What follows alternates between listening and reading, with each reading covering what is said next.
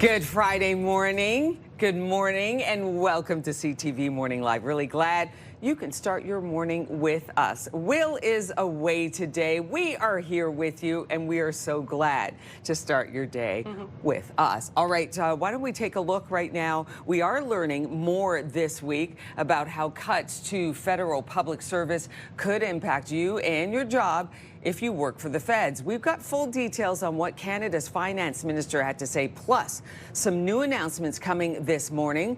We're going to get to that, but first, your wake-up weather. And not a bad looking day ahead after we saw some active weather yesterday, some thunderstorms, a little bit of rain in the forecast today. Nice and sunny into your afternoon, 25 is your daytime high. Full forecast details coming up in a few minutes because we could see some rain today. I'll tell you when we could see a few scattered showers. Right now, our news headlines. Thank you, Melissa. A South End co-op community is coming together to overcome a devastating fire. One woman jumped from the second story of her home to get to safety, and a man inhaled dangerous amounts of smoke. This was the scene on Messange Drive near Albion Road near around 4:30 Thursday morning. The cause of the fire remains under investigation. One resident tells CTV News Ottawa it feels like a series of bad luck coming in threes. She suffered a broken leg over the weekend, then a neighborhood power outage, followed by the early morning blaze. That's what we do here. As a co-op, as a community, we look for each other. The darn thing was up in smoke. I mean, it was like a real bonfire, and it was just pelting all over the place. A spokesperson for the Ottawa Fire Service says 2 homes received the most damage, but up to 7 are being assessed for melted siding, water, and smoke damage, leaving at least 10 people displaced. The damage price tag is pegged at more than $1.5 million. The cause is still being investigated. Federal workers here in the capital are bracing for spending cuts ahead of Parliament's return in less than 2 weeks. Canada's finance minister says adjustments are on the way, impacting the public service here in Ottawa and across the country. Carney described the upcoming budget as both an austerity plan and one that will ramp up investments to strengthen the economy. Finance Minister François-Philippe Champagne says there will be some turbulence in the short term as Canada attempts to reorient its economy as it deals with the U.S. trade war. The spending review is so important because, you want to make government more efficient. You want to look at things, the Prime Minister was right when he said over the last years, you've seen an increase in spending of about 7%. That's not sustainable. Folks at home understand that. So folks at home have been tightening their belt for quite some time. They said, if I do it, the government has to do it as well. Some departments have already announced staffing reductions, with the latest cuts hitting employees at Library and Archives Canada and the Public Health Agency of Canada. Champagne says a leaner and more efficient government is needed and that spending adjustments won't affect services to Canadians. But federal unions say it will and are calling the decision to cut staff reckless. CTV News has learned that Prime Minister Mark Carney and a group of his ministers will make a broad series of sector-based announcements today aimed at increasing Canada's competitiveness. Multiple government and industry sources tell CTV News changes to some policies from Justin Trudeau's time as Prime Minister are being considered. That includes a review of some aspects of the electric vehicle mandates. The EV mandates, along with other policies like clean fuel regulations, are key pieces of the previous government's climate policy. They have also been key targets of conservative and industry critiques of federal Liberals' economic policy. The policies under fire include emissions cap on oil and gas and Bill C-69, the impact assessment process for big resource projects. A disturbing story in Manitoba. A teenage girl is dead, along with the suspect in her death. Her brother has also died after a mass stabbing at Hollow Water First Nation that ended with a car crash. Several people have been hurt in the incident, including a Mountie. The RCMP officer was hurt in a collision with the suspect's stolen vehicle. 7 others were injured in the overnight attack at 2 homes at the First Nation, 160 kilometers northeast of Winnipeg. A code orange alert was declared at the Health Sciences Center in Winnipeg for a mass casualty event. Chief Larry Barker was emotional Thursday, saying he was close to some of the victims. And my prayers goes to the people that are in the hospital right now, recovering. Now, and I'll ask the community to continue to pray for them, for their recovery. Manitoba's Premier Wab Kinew also offering his condolences to the family members of the victim and to the survivors. 2 Cornwall restaurant workers are being credited for helping save a life. At an A&W last week, a wasp sting sent an 81-year-old woman into severe allergic reaction. The co-workers jumped into action, calling 911 and a nearby Walmart asking for an EpiPen. The big box retailer agreed, delivering the handheld device used to treat the reaction. EpiPens do not require prescription, and advocacy groups say the device should be readily available in public spaces. It was insane. It was just, you couldn't see her eyes anymore, her lips, her tongue was completely out of her mouth. But within seconds of having the EpiPen, things started to just come back to normal, and swelling went down, the breathing went there. Yeah, it was, thank goodness for the EpiPen, that's all I can say. The woman is reported to have fully recovered. Ottawa police are warning about a rise in distraction thefts, particularly those targeting seniors. This new type of theft involves criminals approaching seniors, asking for directions or help, and in the process, removing the victim's jewelry. Police have received 50 reports of distraction thefts targeting elderly residents so far this year. Human remains found in Algonquin Park 45 years ago have finally been identified.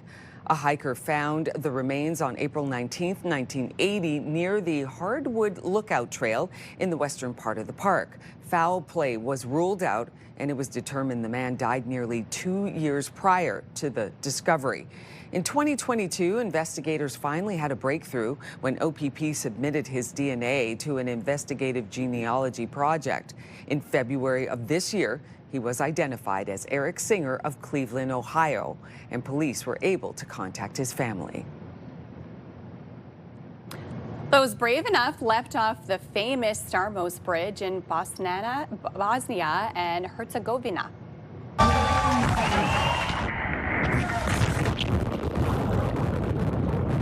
Woo! That's a leap. Absolutely. The Stars completed their first round dives ahead of the finals on Saturday. Australia is leading the way in the women's series, with France topping the men's side. Look at that. Oh, that's a drop. That is. That is steep. No doubt. Boom. That would sting just a little bit when you hit that water, I would think. But then you go, I did it. Oh my gosh, then you get Melissa. the adrenaline rush when you land. Can and you imagine realize that? everything is safe. Crazy. No, and there's so many people, right? You have to be careful of your surroundings, and looks like they're close enough together that one wrong move could be disaster. Look at that focus. Focus, Yeah. focus, and Wow. It's incredible. that's pretty nice. Very nice indeed. Melissa, we're talking about Friday's forecast, and of Yes. course we have to take a look at the weekend as well. Not looking bad. A little mixture of Good. everything. Okay. Temperature's pretty good as we head into the weekend, and a nice warm sunny day for us after we saw some rain yesterday and even some thunderstorms yesterday as well. So today a little bit different. Mix of sun and cloud throughout most of the day today. This evening though, we could see some scattered showers in the forecast. So we are expecting a bit of wet weather. Then as we head into the weekend, a little mixture of some sunshine, but we could also see some rain as we head into Sunday. So enjoy the next day or two when we will see sunshine and temperatures in the 20s. Currently sitting at 11 degrees, so not a bad looking start to your morning. It's 12 in Kempville, Brockville, single digits in the Seaway this hour, so 9 over in Cornwall, 6 currently in Maniwaki. So still some cooler temperatures to start off your morning. You may need a light jacket if you are heading outside. Throughout most of the day today, we will see a mix of sun and clouds, so it's going to be nice and sunny. A beautiful day ahead for your Friday. It's this evening, yes, just in time for the Red Blacks game, when we could see some scattered showers. Now, fingers crossed we won't see any rain. There's about a 40% chance of seeing those scattered showers because, as you can see, we're kind of in this little pocket. So the rain could just stay to the north of us, which means we will stay completely dry into your evening. So there's about a 40% chance that we could see that wet weather on the way as we head into tonight. As we head into tomorrow, nice sunny day, but then more wet weather on the way for Sunday. 25 is your high for Friday. So overall, a beautiful, sunny, gorgeous day ahead. You should be able to get outside for recess today. And if you are heading to the Red Blacks game tonight, I mentioned those showers. showers. We could see those showers, so be prepared for a little bit of wet weather, but be prepared for dry conditions as well. Kickoff 7:30 p.m. Conditions will sit around 22 degrees, so a little bit lower from our daytime high, but dropping all the way to 12 degrees tonight. So it will be quite cool into overnight. You definitely need a sweater by the time the game is over. As we head into tomorrow, nice, beautiful, dry, sunny day. A little bit cooler than normal. Temperatures hovering around 20 degrees. Average is around 23 for this time of the year. Tomorrow, we are expecting that, Sunday, pardon me, we're expecting that wet weather. 21 is the high, so showers throughout the day on Sunday. Could see a few more showers on Monday. Cooler day to start off your work week next week. A high of only 16 degrees, so below seasonal temperatures, and then fairly average from Tuesday in through Thursday. On your roads this hour, here's a live look at your time saver traffic, and nothing major to report. Traffic is nice and light this hour, and the good news is we are collision free. Rosie. Today in the social room, we are asking you, what is the most stressful part of your morning routine? We're going to tell you more on why we're asking that question coming up in just a few minutes, but let us know the most stressful part of your morning routine. Send us your thoughts. Ottawa.morning@ctv.ca. It is 6:11 on your Friday morning. You're watching CTV Morning Live. We'll be right back. There's a live look through our Centennial Glass Sky Cam. We'll be right back. Good morning, Ottawa.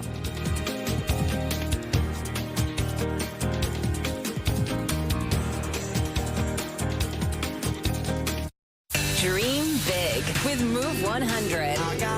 Now, dream $20,000 bigger. Listen weekdays for your chance to win $20,000 every week. Dream big, win bigger with Ottawa's Move 100. On Sunday, October 5th, CHEO's RBC Race for the Kids will support the largest redevelopment campaign in CHEO's 50-year history. Join CTV and Move 100 and register now for the 5K or 10K timed all-terrain routes or the 2K accessible family fun run at Wesley Clover Parks. Whether you run, walk, or cheer participants on, there will be something for everyone with music, food, and activities to enjoy. Register now for CHEO's RBC Race for the Kids and help support pediatric health care in our community. I'm going to go out there, give everything I got for the fans, go out there, get this 1,000 yards, and try to get as many touchdowns as I can. But just winning is the main goal, and that's the main thing we're trying to do. Close, Brown, little pop, soft toss. The Ottawa Red Blacks are back in action tonight, coming off a bye week and looking for a win in a critical game against BC. Red Blacks receiver Gino Lewis stopped by the CTV News studio to discuss the team's chances of getting back in contention for a playoff spot. You can watch the full interview on our website, ctvnewsottawa.ca. Welcome back to CTV Morning Live. Here's what you need to know right now. 2 Cornwall restaurant workers are being credited for helping to save a life at an A&W last week. A wasp sting sent an 81-year-old woman into a severe allergic reaction. The co-workers jumped into action, calling 911 and a nearby Walmart asking for an EpiPen. The woman who was stung has since made a full recovery. In your forecast today, some sunshine on this Friday. An absolutely gorgeous day ahead. 25 is your daytime high. A few clouds into the afternoon. Stronger winds gusting this morning out of the south, 30 up to 50 kilometers an hour. But overall, a beautiful day ahead. On your roads this morning, no major issues to report. Traffic is still smooth sailing. We aren't seeing any major delays, and we are collision free. Rosie. Thank you, Melissa. The family of a man allegedly shot by a 12-year-old on bail is slamming what it calls a devastating failure of the justice system after the boy was released on bail again Wednesday. Why don't we check in right now with Bill Carroll from the Morning Rush on News Talk 580 CFRA. Good morning to you, Bill.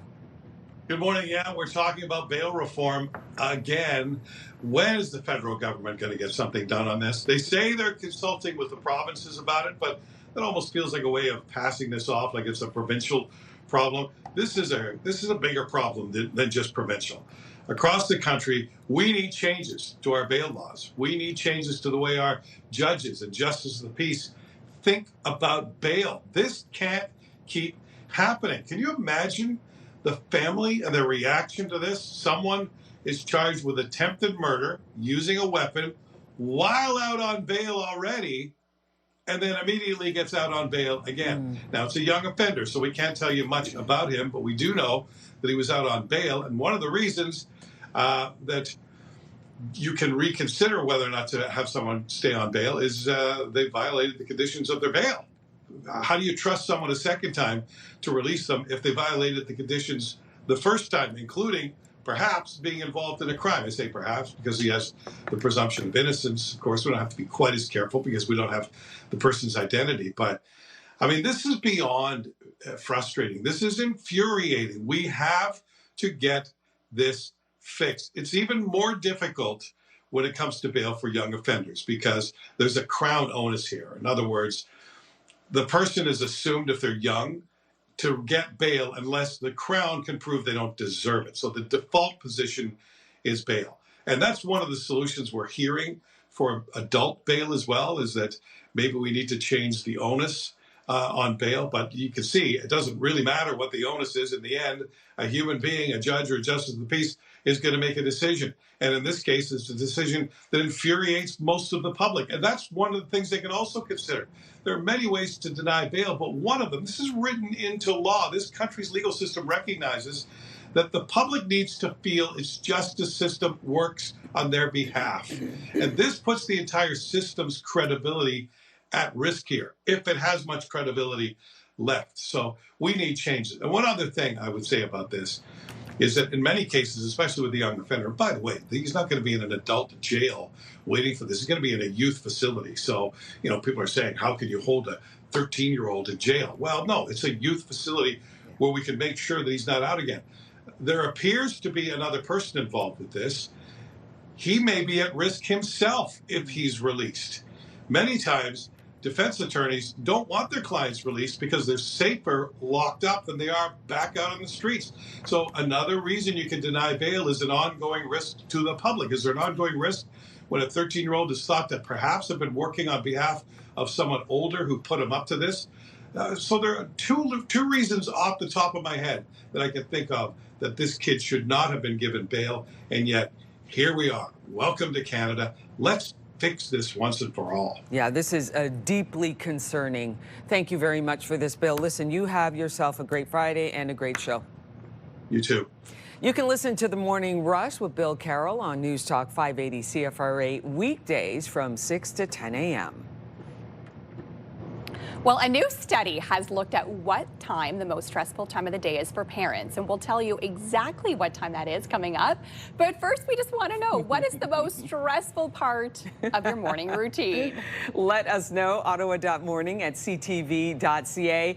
And I must ask Melissa, the mom of two wee ones, Yes. what's the morning routine like for you and Nigel? I will say, because I work, like I am up and out the door before the kids are up most of the time. So I would say my most stressful part is when the alarm clock goes off and I actually have to get out of bed. Yes. That's the most difficult part of my morning routine. Once I'm up and going, it's fine because I'm down to the minute in terms of like things that I have to do. Come winter, I would say my driving gets a little bit stressful because I hate driving in snow. If you know me, I don't love driving in a snowstorm. So that will kind of add to the stress of the morning routine. But other than that, it's pretty stress-free. However, when I do have a day off or morning off and I am at home and I have to get the kids up and ready and out of the door and to school before 8 o'clock because my kids have an early start for school, the whole morning is just stressful from start to finish. It's like chaos. It's like my anxiety is high. My cortisol is peaking. It is just like go, go, go, go, go. Mm-hmm. They don't understand the urgency in my requests when I'm like, hey, you got to put on your shoes. We got to get out the door. Hey, we got to put on our shoes. Did you not hear me? Are you not listening? We got to put your shoes on. And you're trying to say it as calm as you can, as calmly as possible, but there's that tension in your voice. Just like finally, you do it. You raise your voice and then you yell a little bit, and then it's why chaos, are you yelling at me? Meltdown. Yeah, it's really tough, isn't it? And you know, I usually like to FaceTime my kids during a commercial break here in the morning, just to say hi to them because I don't get to see them until at night, and most of the time my husband is completely stressed out because I call. You're laughing too. I call it the peak time. That I didn't realize that was the peak time for the stressful point of parents. And like, I usually am pretty clockwork at calling at that time. And so he will agree with this survey of this time being the most stressful part of his day. Yeah, thank you for sharing that article with me. I read it and I was like, ooh, this is really interesting. We got some great information for you pertaining to the most stressful time. It's actually down to the minute in the morning when families are getting ready to get out the door. And so we've got that time for you, and we're going to talk about that. But first off, today in our social room, we are asking you, what is the most stressful part of your morning routine? Let us know. Ottawa.morning@ctv.ca. Here's a live look at your drive-in. No major issues east to west. It is smooth sailing on this Friday. Light volume as well on your Queensway. And the good news, collision-free this hour. It is 6:25. You're watching CTV Morning Live. The National Capital Region is jam-packed with incredible experiences you don't want to miss. Hey, I'm Tanea Taylor, your iHeartRadio Weekender, powered by Barrhaven Ford. Get the inside scoop on all the biggest and best events every Thursday, Friday, and Saturday on CTV, Move 100, Pure Country 94, TSN 1200, and News Talk 580 CFRA. iHeartRadio Weekenders is powered by Barrhaven Ford, the #1 Ford EV dealer in Ontario. I gotta tell you, it feels like I was just playing here yesterday. Growing up playing for the Raiders in Ottawa gives you more than just athletics and sport. It gives you such great perspective on how to help others while getting that feel for what it's like to be on a team. I'm a big believer in spreading positivity and love in every aspect of life, and I'm gonna do everything that I can to enforce that on anybody that watches. Ottawa news, weather, traffic. It's everything you need. CTV Morning Live.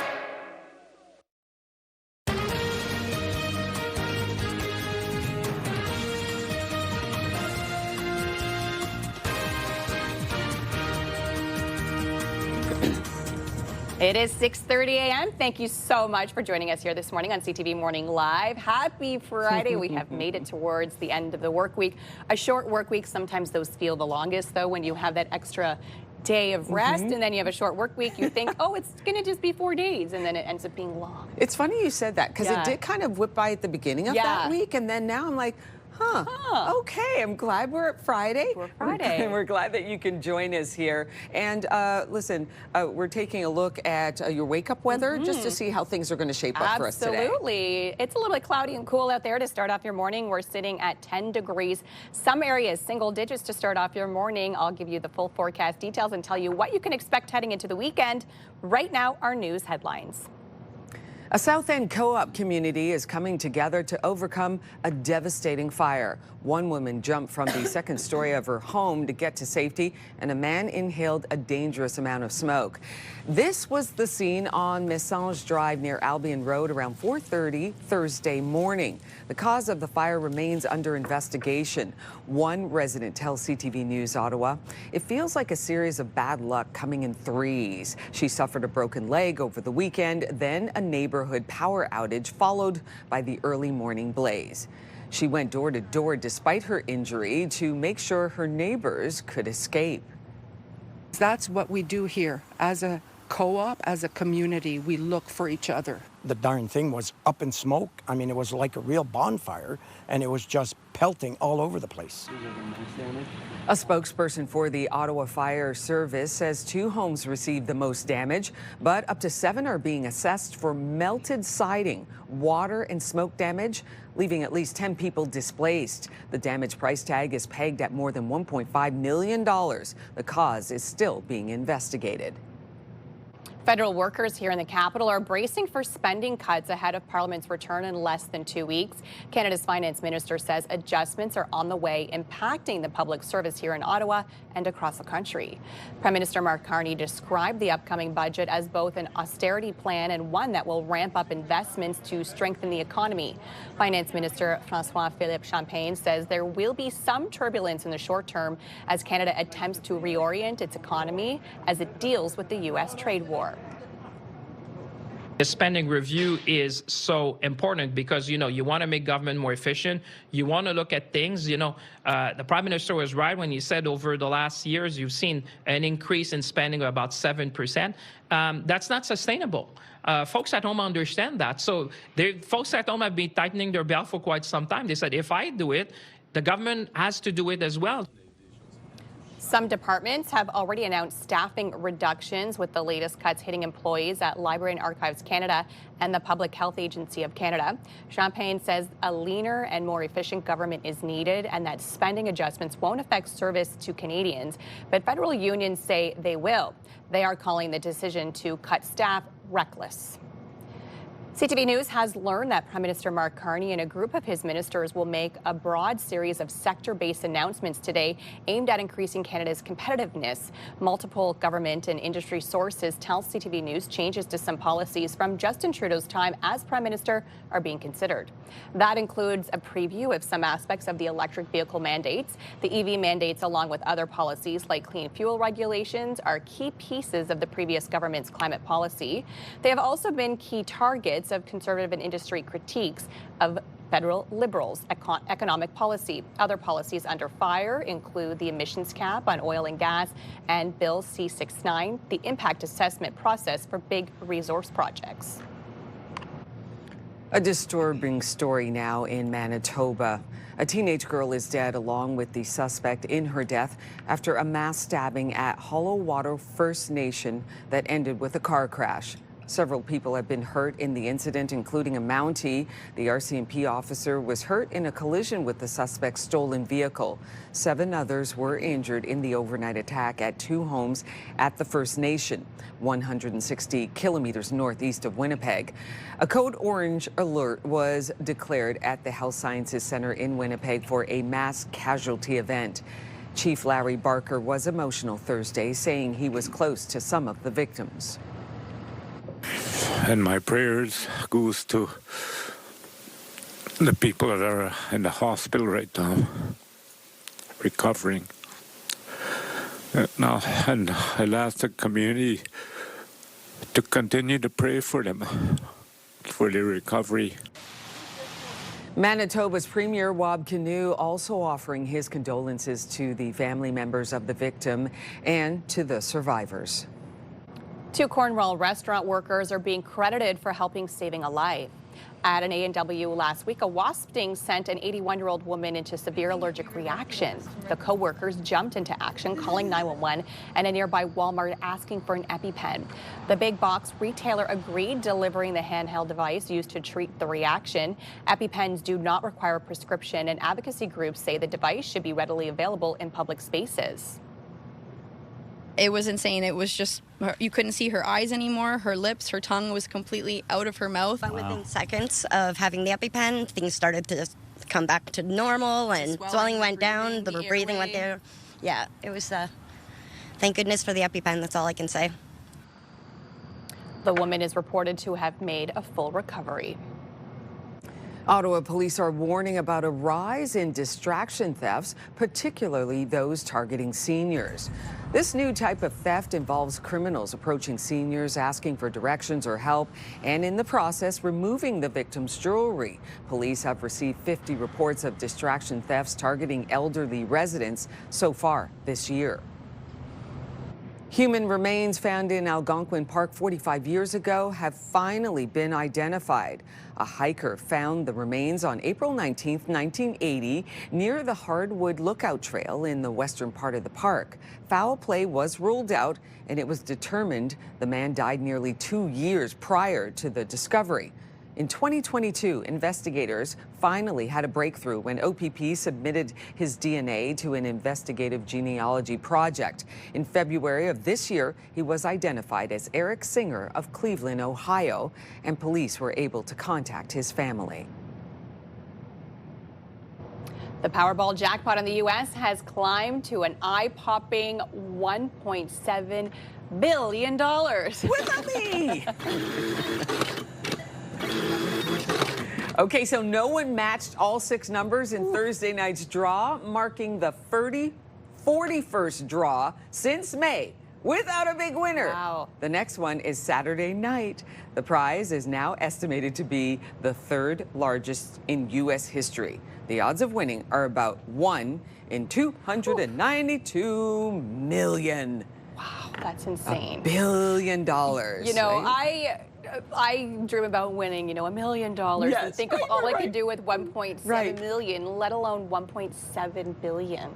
$billion. And I immediately go to all the people you could help. You know what I mean? All the charities and the organizations, because that's just an extreme amount of money. It really You don't is. need that to live for your lifetime, right? It's so true. It's you can so do funny so much good that with you think about like $1 million would be like, that would be great, but then they're talking about $1 billion. That's amazing. Crazy. I can't even wrap my head around how many zeros that would be. I tell you what, the Bare Naked Ladies have to make a new song, right? Yeah. Instead of if I had $1 million, it's like if I had $1 billion. Yes, that's right. Be very, very rich. $1 million, it's a lot of money, but Still. it doesn't go as far as it used to back in the 90s. Which is true.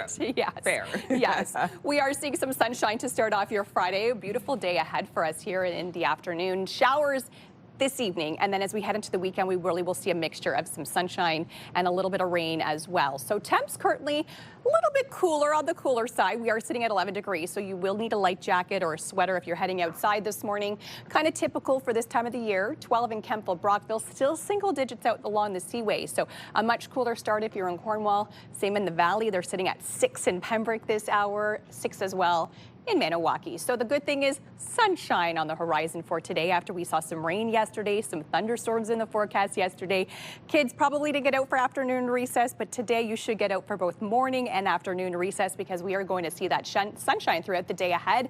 It's this evening that we could see some scattered showers. So it looks like between 7 p.m. and about midnight is when we could see a few scattered showers in the forecast. However, it does also look like most of the system will stay to the north of us, so we could stay completely dry as well, but there is still a chance we could see a little bit of wet weather on the way for this evening. So if you have some outdoor plans tonight, the Red Blacks game I know is on, so if you are going there, make sure you have a rain plan ready because we could see some wet weather. Wind speeds a little gusty this morning as well. We're seeing some south winds gusting 30 up to 50 kilometers an hour this morning. It will remain windy throughout the afternoon and then calm down later on this evening. So around 7 o'clock, 8 o'clock, that's when wind speeds will return to about 20 kilometers an hour. So we will see some wind gusts into your afternoon, but then a much calmer winds in the forecast for us tonight. No issue on your drive-in as we will see that sunshine for your morning commute. Same with your evening commute. Sunny skies throughout the drive-in from 4 till 6 p.m. It's around 7 that we could start to see some wet weather on the way. So keep that in mind if you are commuting later on this evening. 12 is the overnight low for tonight. This weekend, a little bit below norm. We'd be sitting at 23 as our daytime average, a little bit below that into the weekend. Sunshine for tomorrow, wet as we head into Sunday. Could still see a few scattered showers on Monday as well. And you can see temps are getting quite cool into the overnights, dropping down to those single digits. As we head into Monday, a few scattered showers, cooler temps for a daytime high as well, a high of only 16. Next week, though, lots of sunshine from Tuesday in through Thursday. Weather is brought to you by Manatic Place Retirement Community, a community you can call home. On your drive-in, here's a live look at your time saver traffic, and traffic continues to move well. No major issues or collisions to report. Nice light volume on your Friday. Now here's your TSN must-see moment. Hello, Jermaine Franklin inside the SportsCenter newsroom with your must-see moment from Thursday. And for it, we head to World Cup qualifying. Slovakia facing Germany. David Strelitz puts Antonio Rudiger on skates and then unleashes an incredible strike. A gorgeous goal as Slovakia pulls off the upset, handing Germany its first ever away loss in World Cup qualifying. And along the way, Strelitz claims the must-see moment from Thursday. Tonight on TSN, we've got your football fix in the CFL. The Lions face the Red Blacks, coverage beginning at 6 p.m. Central. And in the NFL, the Chiefs and Chargers from Sao Paulo, Brazil. Coverage for that begins at 7 p.m. Central. That's all for now from the SportsCenter newsroom. Have a great day.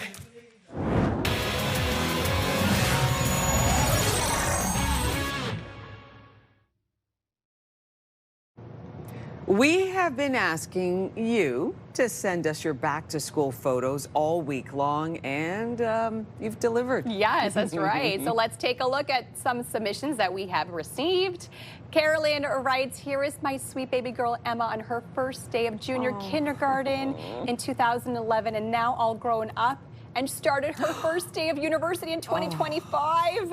I am one proud mama. Look at that. Oh my goodness, I love this so much. Congratulations. So she put her JK picture together with her university picture. Oh my goodness. I can Mama, understand why did you're you proud. cry at both occasions, like kindergarten and university? Oh. Oh, that's wonderful. Thank you. Incredible. Okay, so this is Squishy, who was very excited to go back to school last week. He started grade 4 in his new school. Congrats, Squishy. Amazing. I love that. We also have Christina, who submitted this photo of Isabella, who is starting senior kindergarten, looking stylish as well. I love it. And this is Lacey, Trinity, and Wyatt, all ready to go, with Trinity not wanting her picture taken. Trinity's like, no. Yeah, there you go. Too early.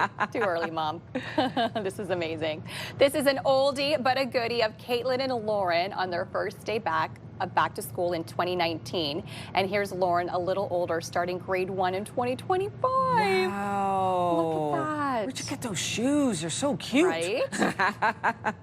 And Everly and Monroe are off to grade 5. Okay, so these are my nieces. Oh, this is my sister who wow. submitted it. So longtime viewers may remember when my sister had her twins, because I talk about them a lot on TV. These are the twins, Everly and Monroe, and they're grade 5 now, if you want to feel old. Yes, no longer babies. Look at that. Yeah, and they are sassy. I love it. And Luca and Lola. Who are these two? Who are these two? These are my two little ones. Luca just started grade 1, so this was the day that I took off and I was at home and got my kids ready, and it was crazy town. Lola finally came out for a photo with us, but I want to show you the first photo. So here's the first photo. I finally got them ready. I'm like, Luca, let's go take some pictures. You're starting grade 1. I got to, mark this occasion. Yeah. You can't see it here, but if you zoom in and look in the window of my doorway, there is Lola having meltdown. I think this was meltdown number 2 of the day. Her first one started over her hair. She was having a meltdown because of her shoes. I can't. Yes, so that is my dear Lola in the background, having a meltdown over her sneakers. But she finally came out for the photo. And you would never know it from the picture because she's like smiling and happy and proud. Like, 2 seconds later, she was having a full-on meltdown. Oh, yes. Melissa, I love it. The insights into your life, they're layered, right? Oh, yeah. Nice picture, every like happy nothing. family, smiling, no problem. Next minute, no. That's why I'm like, don't be fooled by what you see online, because we usually post the picture perfect and you don't see what's happening in the background. Okay, so Will is off today, but here he is on his first day of school.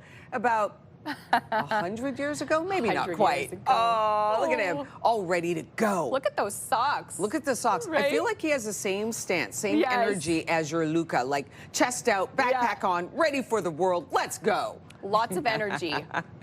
Thank you so much for sending in your back to school pics. That was really cool. It was fun. Loving all of that. All right, coming up, a new documentary about Canadian icon John Candy has made its premiere at TIFF. We're going to tell you more coming up when we take a look at what's trending.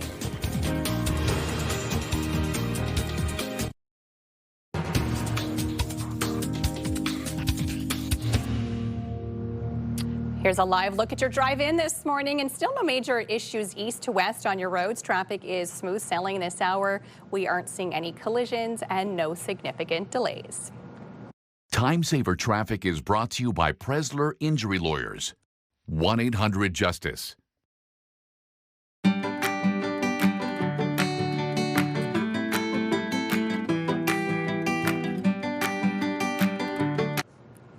Okay, so coming up in the show, Melissa uncovered this really interesting article about the most chaotic time in the morning when families are trying to get ready. And it's very precise. So we're going to be talking about that in just a few moments here. But right now in our social room, the question is, what's the most stressful part of your morning routine? And here's what some of you had to say. Catherine says simply, screaming children. Yes, I can agree with you, Catherine, on that. Screaming children always makes it for a little bit of stressful part of your day. Absolutely. Right, especially that high-pitched scream, Melissa, when you're like, wow, you've got superpowers. Yes. How do you just, that little body can scream so loud? Absolutely. And there's something about the morning that it's just, or bedtime stressful for screaming kids, too. Up next, we have Pamela, who says, my most stressful part of my morning routine is getting our 10-year-old out of bed and ready for school. Then she is rushing to get ready and out the door. Yeah, that's true, right? It takes forever to get them moving. Yes. And then all of a sudden, no time. Right? Yes, exactly, exactly.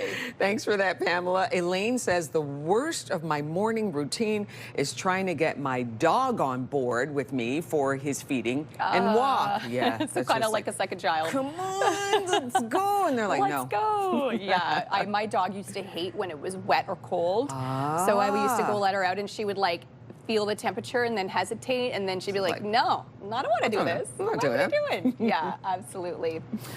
Suzanne also says, now that it's dark in the morning, the most stressful part of my routine is walking the dog. We come across raccoons, skunks, foxes, coyotes, and they tend to pop out of nowhere when you least expect them, which surprises both my dog and myself. Oh my goodness. Suzanne says it's like walking pardon me, through a haunted house. That's I can intense. imagine. You're like, That's what's a that? little. So I saw a coyote a few weeks ago on my drive into work right near our neighborhood. Okay. So now every morning when I go in my car, because my car's outside, I'm always like looking for the coyotes. Just in case, right? Yeah. Because you know, the thing about the city, it's so beautiful. It's rich, it's green, it's very lush. So guess what? Wildlife still kind of wanders around here. Absolutely. There you go. Oh, thanks so much for chiming in, everyone. The question in our social room, what's the most stressful part of your morning? We can keep this conversation going. Ottawa.morning@ctv.ca.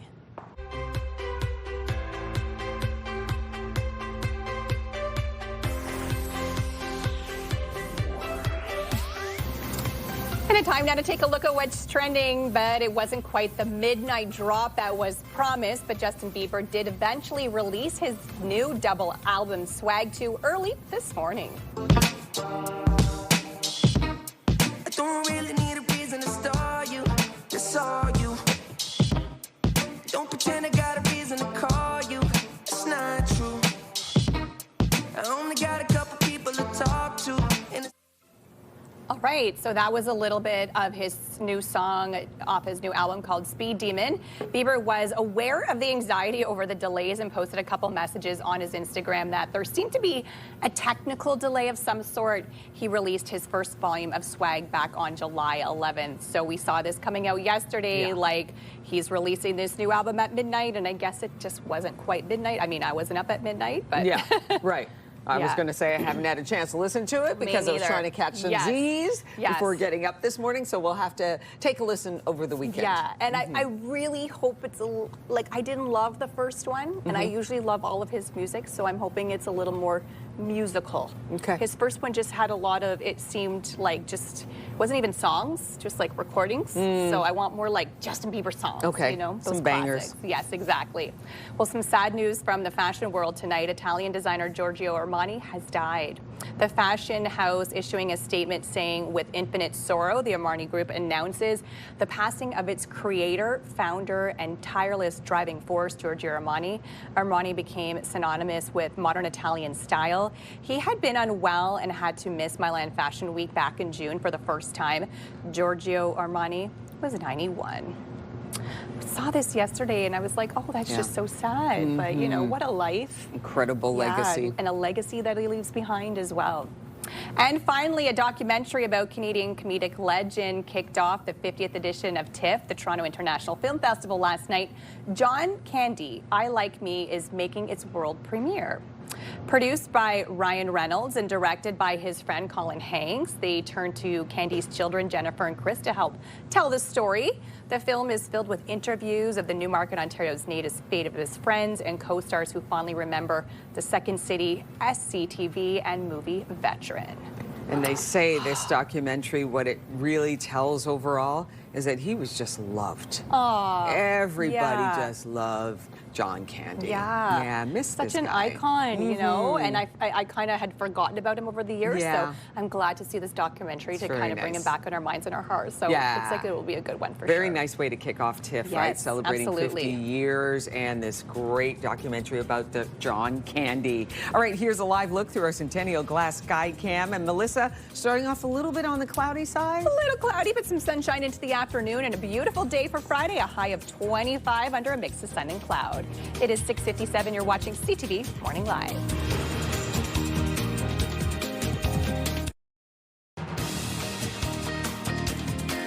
Today, a South End co-op community coming together after a devastating fire. The darn thing was up in smoke. I mean, it was like a real bonfire. The cause of the blaze remains under investigation.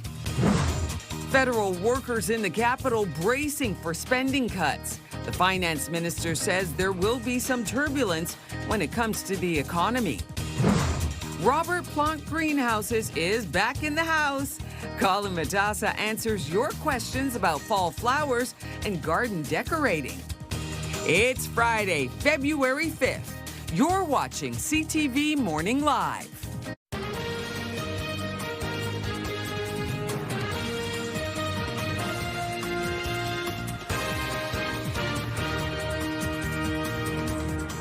Good morning and happy Friday. Welcome to CTV Morning Live. We're really glad that you can start your day with us. Will is away today. We're going to get straight to today's top stories. A South End co-op community is coming together to deal with a devastating fire. One woman jumped from the second story of her home to get to safety, and a man inhaled a dangerous amount of smoke. This was the scene on Messange Drive near Albion Road around 4:30 Thursday morning. The cause of the fire remains under investigation. One resident tells CTV News Ottawa, "It feels like a series of bad luck coming in threes." She suffered a broken leg over the weekend, then a neighborhood power outage, followed by the early morning blaze. She went door to door despite her injury to make sure her neighbors could escape. That's what we do here as a co-op, as a community. We look for each other. The darn thing was up in smoke. I mean, it was like a real bonfire, and it was just pelting all over the place. A spokesperson for the Ottawa Fire Service says 2 homes received the most damage, but up to 7 are being assessed for melted siding, water, and smoke damage, leaving at least 10 people displaced. The damage price tag is pegged at more than $1.5 million. The cause is still being investigated. Federal workers here in the capital are bracing for spending cuts ahead of Parliament's return in less than 2 weeks. Canada's finance minister says adjustments are on the way, impacting the public service here in Ottawa and across the country. Prime Minister Mark Carney described the upcoming budget as both an austerity plan and one that will ramp up investments to strengthen the economy. Finance Minister François-Philippe Champagne says there will be some turbulence in the short term as Canada attempts to reorient its economy as it deals with the U.S. trade war. The spending review is so important because, you want to make government more efficient. You want to look at things, the Prime Minister was right when he said over the last years, you've seen an increase in spending of about 7%. That's not sustainable. Folks at home understand that. So folks at home have been tightening their belt for quite some time. They said, if I do it, the government has to do it as well. Some departments have already announced staffing reductions, with the latest cuts hitting employees at Library and Archives Canada and the Public Health Agency of Canada. Champagne says a leaner and more efficient government is needed and that spending adjustments won't affect services to Canadians. But federal unions say they will. They are calling the decision to cut staff reckless. 2 Cornwall restaurant workers are being credited for helping saving a life. At an A&W last week, a wasp sting sent an 81-year-old woman into severe allergic reaction. The co-workers jumped into action, calling 911 at a nearby Walmart asking for an EpiPen. The big box retailer agreed, delivering the handheld device used to treat the reaction. EpiPens do not require a prescription, and advocacy groups say the device should be readily available in public spaces. It was insane. It was just, you couldn't see her eyes anymore. Her lips, her tongue was completely out of her mouth. But within seconds of having the EpiPen, things started to just come back to normal, and swelling went down, the breathing went there. Yeah, it was, thank goodness for the EpiPen, that's all I can say. The woman is reported to have fully recovered. Your next favorite cooking show is streaming soon. The Culinary Institute of America, to compete in a one-of-a-kind competition. I've worked 11 Michelin star restaurants. I think I'm gonna stand out. You're gonna feel the love on this plate. It's not enough to be pretty. Next Gen Chef is meant to find the next chef that will define their generation. 21 rising stars are facing off at the Culinary Institute of America. Plus, there's $500,000 on the line. Ooh, yeah. It starts streaming September 17th. Do you like cooking shows like this with a little bit of a battle in them? Yeah, I do. And I love the attention to detail. I admire the artistry. And then I go, yeah, but I'm going to make it my way. yeah. Which may not be as artistic. Yes. But I'll still enjoy the meal. But I do love it. Visually, it's stunning. Absolutely. Always fun to watch. And we do want to get your weather picture for today. This is brought to you by Box Me Up. Moving, staging, renovating. Visit boxmeup.ca to book your mobile storage container today. And this was sent to, wow, taken back. This was sent to us from Leopold. The pic was taken at a sunset at Bob's Back Falls last week. What a gorgeous picture. Thank you so much for sending that in to us. Stunning, stunning shot. Of course, we love seeing your pictures as well, and you can be featured right here on the show. All you have to do is send an email to weathershots@ctv.ca. Again, the email address is weathershots@ctv.ca. And in our forecast today, a little bit of cooler temperatures to start off your morning. That's pretty normal for this time of the year. We're going to see these cooler mornings and evenings, but then sunny and hot still into the afternoon, sitting at 11 degrees, so we haven't moved temperature-wise yet here in the city. Still single digits along the Seaway, sitting at only 9 degrees as well in Petawawa, 10 in Gatineau, so a cool start throughout most of the region to start off your morning. We are expecting a mix of sun and cloud this morning into your afternoon, so a few clouds later on today. However, we could see a few scattered showers later on this evening. You can kind of see the system could stay a little bit to the north of us and just kind of create this bubble around the city, which means we could stay completely dry this evening. However, there is a chance, a 40% chance of seeing some scattered showers later on this evening. So if you're heading to the Red Blacks game or any outdoor activities, be prepared that we could see a little bit of wet weather on the way tonight. It will clear up in time for tomorrow morning. Very strong, intense winds this morning. You could see all this green and yellow on our screen. Those are those intense winds gusting out of the south, 30 up to 60 kilometers an hour. So windier day this morning, but those winds should calm down around 7, 8 o'clock. So around supper time, we should start to see calmer winds in the forecast for this evening and in through your overnight as well. Calmer winds on the horizon as we head into Saturday and Sunday. For kids heading off to school, here is your recess forecast. Of course, yesterday you probably didn't get out for afternoon recess depending on what time it was at, but this morning, beautiful, lots of sunshine, morning recess, temperatures hover around 60 degrees and 20. Then by this afternoon, lots more sunshine on the way. You should be able to get outside for recess today. 25 degrees is their daytime high. Your 7-day forecast is brought to you by Davidson Hearing Aid Center, celebrating over 80 years in family business.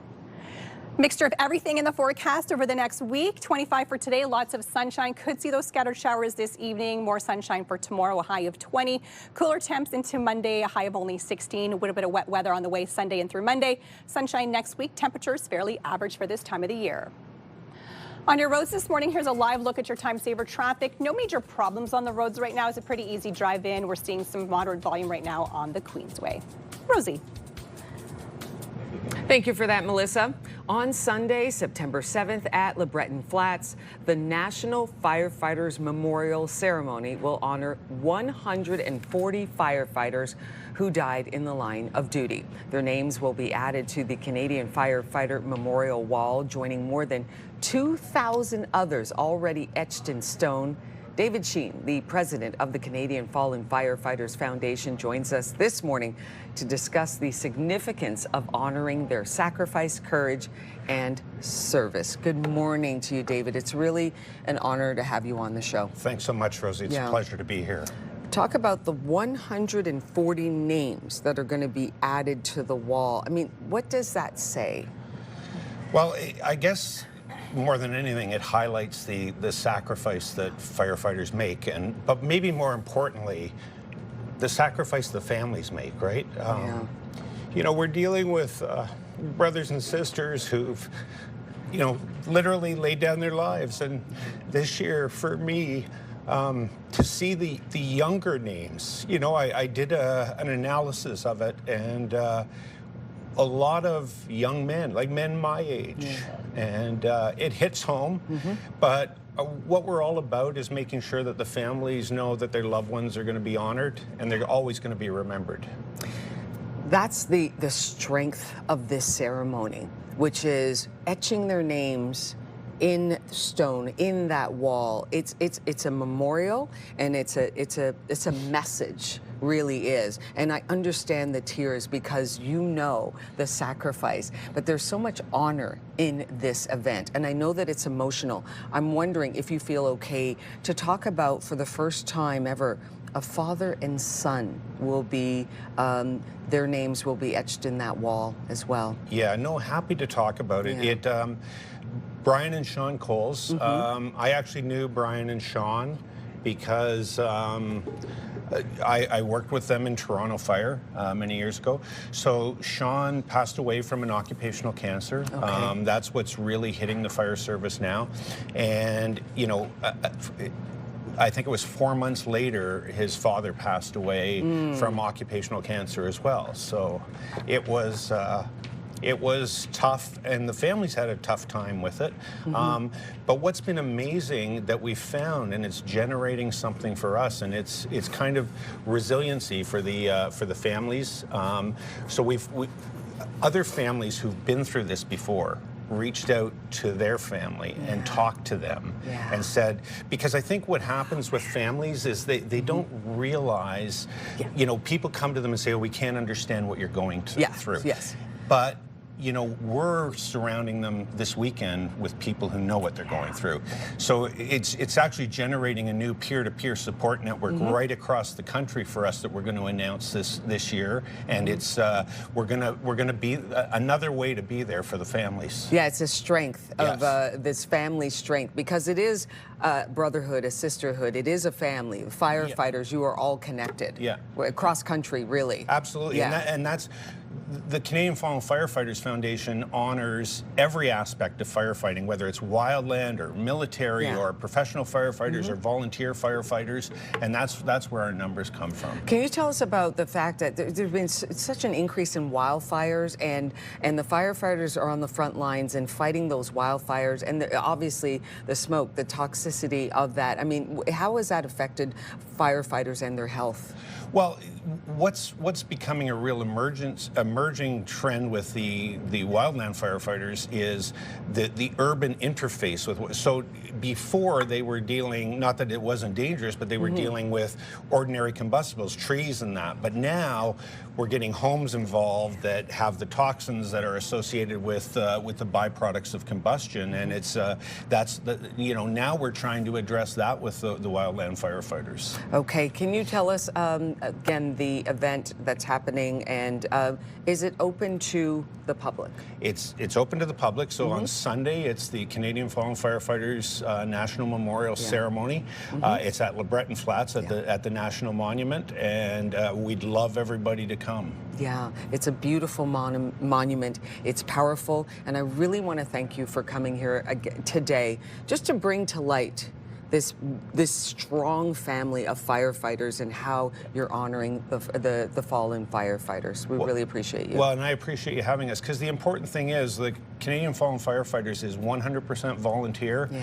All of our money we raise ourselves to pull this off, and you can imagine we have 120 families who have come here to Ottawa to be honored, and that's not an inexpensive proposition. So, you know, we look forward to any support we can get, whether it's awareness or if the public wants to step up and support. And how can they do that? Go to our website, www.cfff.ca. David Sheen, thank you very much. Thanks, Rosie. Thank you. Melissa. As the cost of renting an apartment in Ottawa continues to rise, new data shows just how affordable the rental market has become.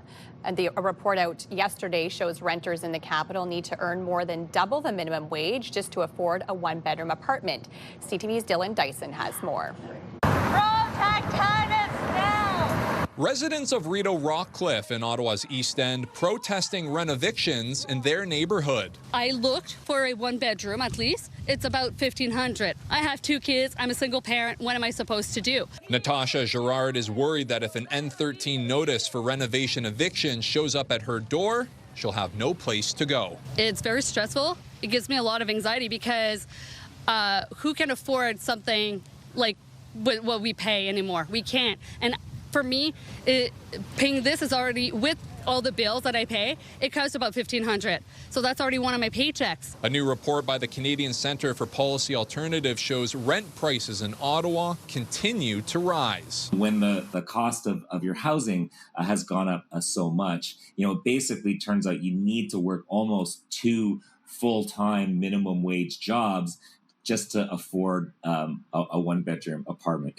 The report finds the average asking rent for a vacant one-bedroom apartment in Ottawa this year is just over $2,000, and the monthly cost of a two-bedroom is nearly $2,500. Spending more than 30% of your income on housing puts you in an unaffordable situation. That would mean tenants in Ottawa would need to make an average hourly wage of $39 for a one-bedroom and $48 for a two-bedroom. Ontario's current minimum wage is $17.20 an hour. Girard's neighbor already handed an N13 eviction notice. I think it's impossible to find a new place because even on 2 wages, we were still having problems at $1,200.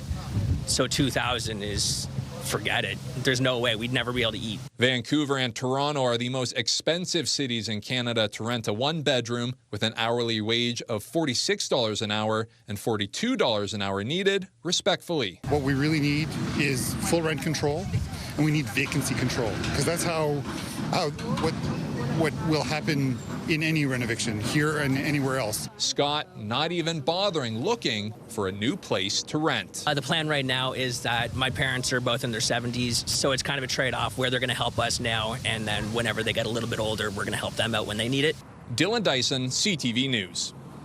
I'm talking about things like leaving the house, for example. This is how people without children leave the house. Shall we leave the house? Yes. This is how I leave the house almost every day. Lucas, Oscar, come downstairs. We're late. Why aren't you downstairs? Put your shoes on. I don't know where my shoes are. Put your shoes on. Go and find your shoes. Where did you see them last? On my feet. After that, get your shoes on. Come here, come here. Arms up, arms up, arms in, arms in, arms up, arms up, arms in. That's my wife. She's so tired, she can't dress herself. Well, what is the most stressful part of your morning routine? One study says it's probably just about a moment ago at 7:16 to be exact. A survey of 1,000 school-aged children found that 7:16 is the most difficult part of your morning routine, with parents struggling to get their kids fed, dressed, and out the door for school. Oh my goodness. 7:16. 7:16 is the time. It's the peak time, and it's true. My kids start at 8 o'clock, so this is the 7:16 is the time where I'm like, why aren't you done your breakfast? We have to get your shoes on. Oh, is this water from yesterday? We need to rinse it out. Like, there's just so many little things that need to be done, and then I have to go get dressed myself because I can't go drop off in pajamas, even though some days I feel like some parents want to. Yeah, exactly. Yeah. So there was a study of 1,000 parents that conducted the study, and they said that 7:16 is when it really peaks. That's when stress is high, anxiety is high, cortisol is high. And then 42% of the survey said as soon as their kids cross the schoolyard gate, they instantly feel this sigh of relief, like all is okay, all is calm. I did it, they are there, and now I can breathe a sigh of relief. Yeah, it's a sense of accomplishment, I feel, as well. When you can get them on school grounds, you're like, I did it. Yeah. I did it. Yeah. My job is done. Teachers, it's up to you now. Yes, because exactly. Like you said, the stress, the amount of work that's involved in getting them ready. Did you sign the papers? Yeah. How's lunch? Did you include a snack? Backpack? Are there books in their backpack? And everything. Are they wearing the right clothes? Do they have a jacket? All that culminates, like you said, right around just after 7 o'clock, and then you're like, and then when you drop them off. Nigel is the one who sent me this study, and he's like, I can confirm 7:16 is the peak stress point of my morning. And once they cross the school door and he gets back into the car and sips a hot coffee, he's like, okay, now I have to get to work. I have 20 minutes. It's saying 40 minutes. If I don't get there, I'm going to be fined. Oh my goodness, go, go, go. True. Yeah, exactly. Nigel is her other half, by the way. Partner in crime here and keeping the family together and getting them to school on time. Absolutely. That is so much fun. 7:16. Wondering about you. How's 7:16 for you all? Is that like the crazy part of the day? Thanks so much for watching. We've got so much more to come. We're taking a quick look now at your traffic. No major problems right now on the highways. Things are rolling along pretty well. We've got 7:21 right now on your Friday. We'll be right back after this. Good morning, Ottawa.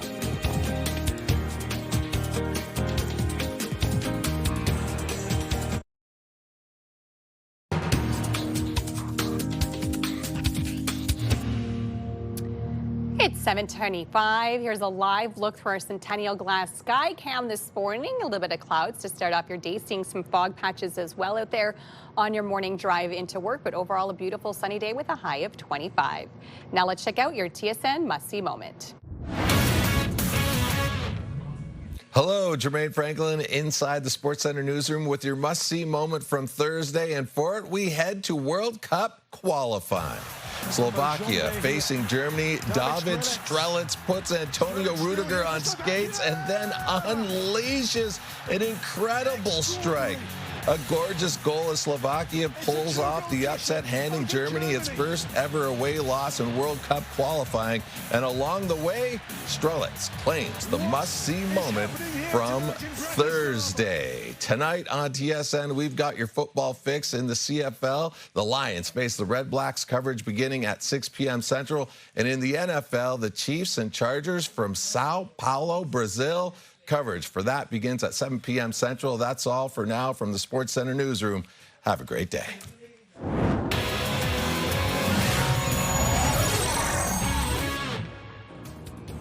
Coming up next, we're checking out what's happening in the city this month with Caroline in the Capitol. She's standing by right there in our CTV Morning Live Lazy Boy Lounge and will be joining us next. Good morning, Ottawa. It is 7:27. You're watching CTV Morning Live.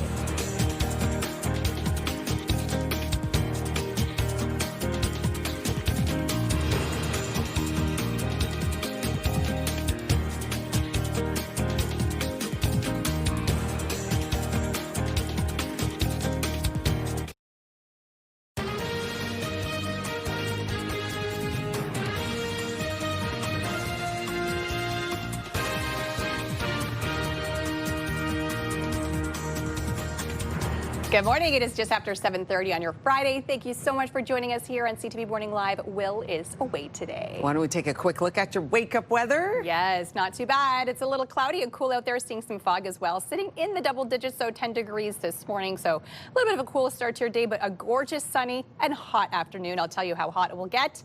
First, our news headlines. A South End co-op community is coming together to deal with a devastating fire. One woman jumped from the second story of her home to get to safety, and a man inhaled a dangerous amount of smoke. This was the scene on Missange Drive near Albion Road around 4:30 Thursday morning. The cause of the fire remains under investigation.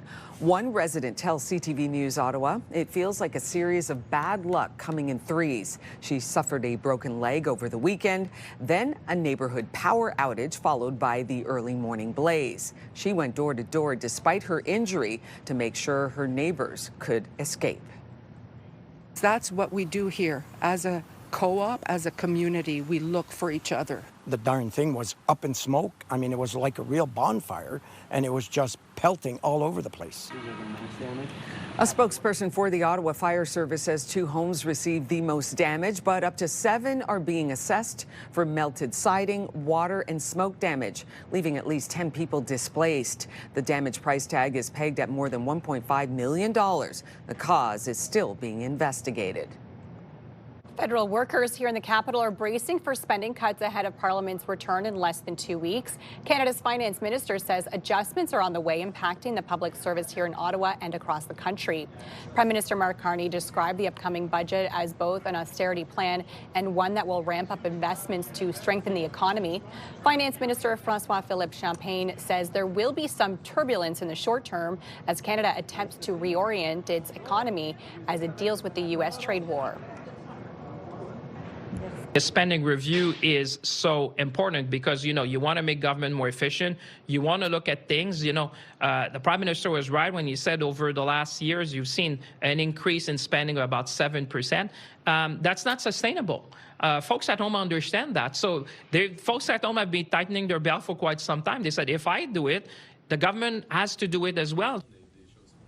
Some departments have already announced staffing reductions, with the latest cuts hitting employees at Library and Archives Canada and the Public Health Agency of Canada. Champagne says a leaner and more efficient government is needed and that spending adjustments won't affect services to Canadians, but federal unions say they will. They are calling the decision to cut staff reckless. A disturbing story now in Manitoba. A teenage girl is dead, along with the suspect in her death, after a mass stabbing at Hollow Water First Nation that ended with a car crash. Several people have been hurt in the incident, including a Mountie. The RCMP officer was hurt in a collision with the suspect's stolen vehicle. 7 others were injured in the overnight attack at 2 homes at the First Nation, 160 kilometers northeast of Winnipeg. A code orange alert was declared at the Health Sciences Centre in Winnipeg for a mass casualty event. Chief Larry Barker was emotional Thursday, saying he was close to some of the victims. And my prayers goes to the people that are in the hospital right now, recovering. Now, and I'll ask the community to continue to pray for them, for their recovery. Manitoba's Premier Wab Kinew also offering his condolences to the family members of the victim and to the survivors. 2 Cornwall restaurant workers are being credited for helping to save a life. At an A&W last week, a wasp sting sent an 81-year-old woman into a severe allergic reaction. The co-workers jumped into action, calling 911 at a nearby Walmart asking for an EpiPen. The big box retailer agreed, delivering the handheld device used to treat the reaction. EpiPens do not require a prescription, and advocacy groups say the device should be readily available in public spaces. It was insane. It was just, you couldn't see her eyes anymore, her lips, her tongue was completely out of her mouth. But within seconds of having the EpiPen, things started to come back to normal, and swelling went down, the breathing went down. Yeah, it was, thank goodness for the EpiPen, that's all I can say. The woman is reported to have fully recovered. Ottawa police are warning about a rise in distraction thefts, particularly those targeting seniors. This new type of theft involves criminals approaching seniors, asking for directions or help, and in the process, removing the victim's jewelry. Police have received 50 reports of distraction thefts targeting elderly residents so far this year.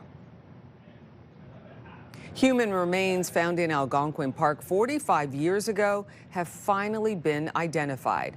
A hiker found the remains on April 19, 1980, near the Hardwood Lookout Trail in the western part of the park. Foul play was ruled out, and it was determined the man died nearly 2 years prior to the discovery. In 2022, investigators finally had a breakthrough when OPP submitted his DNA to an investigative genealogy project.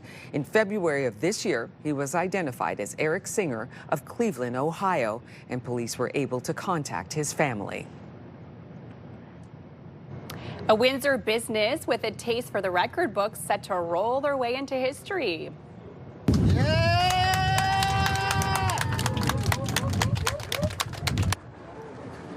You are looking at a 78-foot-long beef kebab. Staff at Smokey's Barbecue on Ottawa Street rolled out all the fixings in an attempt to set a world record. They came up short from their goal of 160 feet, but are determined to try again next year. So close. There was no previous record specifically for kebabs. Dozens of residents came out to get a bite of what's the biggest kebab, at least that we've ever seen. Yeah, there you go. Exactly. Yeah. Good on them. A Wow. for effort.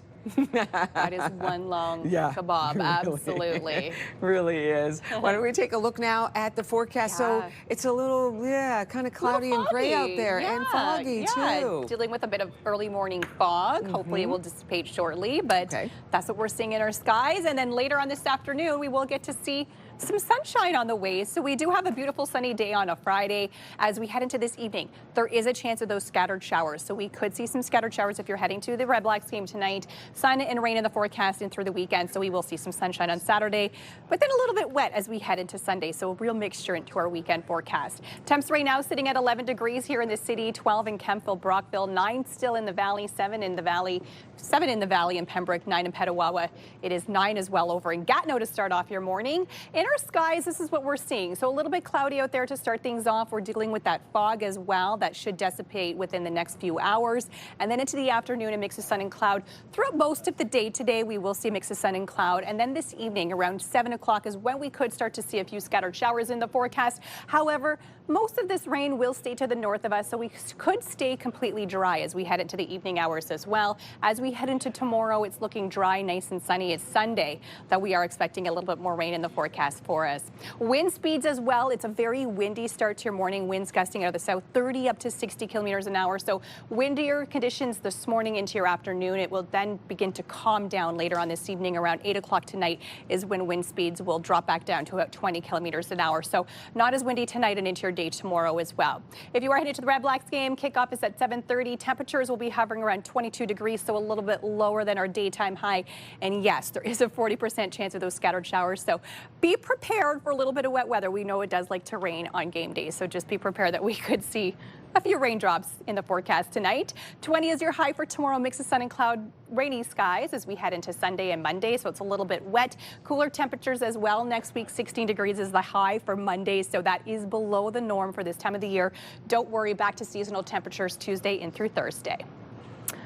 On your roads, here's a live look at your time saver traffic. Nothing major to report. Traffic is actually looking pretty decent this hour. We are collision free on your roads this morning. Time Saver Traffic is brought to you by Presler Injury Lawyers. 1-800-JUSTICE. If your little one has a birthday, we want to share it with our viewers. Send us your announcements for kids who are 13 and younger. All we need is their name, age, and hometown. Email us ottawa.birthdays@ctv.ca, and we will be sure to get your announcement on the air. Well, summer is not over yet, especially when you consider all the things to do and events to see. Caroline Phillips from Carolina the Capital is here with a rundown of all the must-know events each and every month. Welcome back to the show. Good morning, Melissa. Okay, let's talk about the event that you attended, the Lumiere Ball. Sure. So it was actually just last night, and I wore this dress. I was going to say, this dress is absolutely beautiful. Thanks. It's Ottawa's Frank Succo, and I hope it doesn't look like I slept in it, because it feels like I just left this party. Here we have all the key players for the Lumiere Gala. So it was started more than 20 years ago. Wow. And it was really as a way to celebrate the opening of Brook Street Hotel, which is owned by Ottawa-based high-tech entrepreneur Terry Matthews. And then it's continued every year, and there's a charitable component. So it raises funds for Queensway Carleton Hospital Foundation. I don't have the total yet, but usually it raises more than $100,000. Incredible. Yeah, and you know, it's a really special evening, Melissa. They go out of their way to give the attendees, their guests, a great time. There's fabulous food, there's live music, the decor is stunning. Ooh. Oh, so this year's theme was Paris. And yeah, so here we have a mime. So there was a lot of really nice French touches. Cute. That's how everyone was greeted, right? Can you ask for a better welcome? Even the flowers, Yeah, right? so that, yes, of course, because of the blossoms in Paris in the spring. Then there's Dr. Andrew Faulkner with Chad Shella. He's chair of the board and the head of the hospital at QCH. And like, look at the umbrellas hanging, like just suspended from the ceiling. Like, yeah, really nice job. Then we have some of the attendees in their French attire. I love it. Yeah, they really like embraced it, which is great to see. I love that. And Rebecca Noel, she's a fabulous singer. So she sang all night, and she has this beautiful, like, velvety voice. I just love hearing her sing. Wonderful. And then, and then we have these women. They're like, you could pose with them. Flowers. Yeah, and then again, some more sort of the installations and ways to engage the guest and board members with the Queens Bay Carleton Hospital Foundation. What a Ryan gorgeous Watson. evening. Oh, I don't know, yes. he's great Auctioneer. energy, and an incredible auction with just fabulous prizes. And then, of course, it ends with a fireworks show every year. Oh, my goodness. Yeah. Absolutely I know. beautiful. What an evening, right? They just pack it in. Okay, Lumiere Gala. Look for that one next year. Let's move on to learn what's coming up here in our city. We're going to start with the Ottawa Hospital's President's Breakfast. Yeah, so this is happening next Tuesday. It's at Rogers Centre, Ottawa. It's the largest fundraiser for the Ottawa Hospital. I hear we're going to get an update on its $500 million campaign to build a new campus. Yes. Apparently, the last update was on this very show. Yeah. It was, and I wrote it in lipstick on my hand so I wouldn't forget. 356 million. Wow. So we'll find out where they are at that, trying to reach 500 million. And there'll be some great stories shared by former patients. We'll have Cameron Love, the head of the hospital, Dr. Rebecca Auer, head of the research part. And it's going to be about 500 business leaders, community leaders, leaders in public service. So a really inspirational morning. Amazing. Yeah. Okay, so look for that September 9th. Yeah. It's happening the 17th. We have the Altus Bocce Bottle. Okay, this is amazing. So it's at Sounds Wesley. like a good time. Oh, it's so great. Wesley Clover Parks. And then basically it's a bocce ball tournament. And it's a great sport, right? Because anybody can play. You don't have to be a professional athlete. Yes. Raising funds for 2 different charities, Christie Lake Kids and CHEO. Wonderful. And this event it started by local businesswoman, prominent businesswoman, Catherine Tremblay. And it's a way to honor her late husband, Tony, who was very involved with Christie Lake Kids when he was younger. And it really, I guess, changed the trajectory of his life in a very positive way. Yeah. So it's just a beautiful event and a way to honor his memory and raise funds for a good cause and have a lot of fun. Amazing. Yeah, I love that. thanks. Another one that's a lot of fun, one of my personal favorites, is the Red Blacks Women's Training Camp. That's great. So I'm assuming you've participated. I have a few times. Right. It is great. It's a really, really good time. Yeah, so what they do basically is they have a series of training exercises right on the football field. You learn how to, this is organized strictly for women. So you learn how to catch, how to throw, how to tackle. How to kick. Yeah. And then you've got all the Red Blacks players and they're leading the exercises. And it's Nigel. It's so great. It's just a really great way for women to bond together, learn more about football, and they raise funds for the OSEG Foundation for some of the programs, including Girls on the Run, which is a really terrific program that gets girls active and sort of working on their self-esteem and confidence. It's a great, team building atmosphere for a bunch of women. You get to try something that you don't normally get to try to do. And the Red Blacks are there as well, putting you through these drills, kind of giving you the tips that, they've probably received over the years. So and it's they're a really fun great to hang out with. They are fun. It's a ton of fun. So if you have time to register, it is great. How can people find you? Oh, sure. I feel like I'm everywhere, but yes, you I'm on sure Facebook, I'm on LinkedIn, I'm on Instagram. I have a website, Caroline in the Capital. Please go on it. Check out my coverage. You could also sign up for my free newsletter, and there's a calendar of events too if people want to know what's coming up.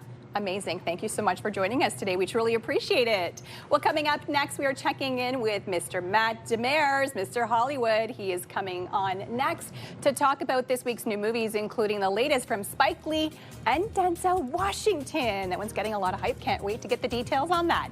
It is 7:46. You're watching CTV Morning Live. Happy Friday.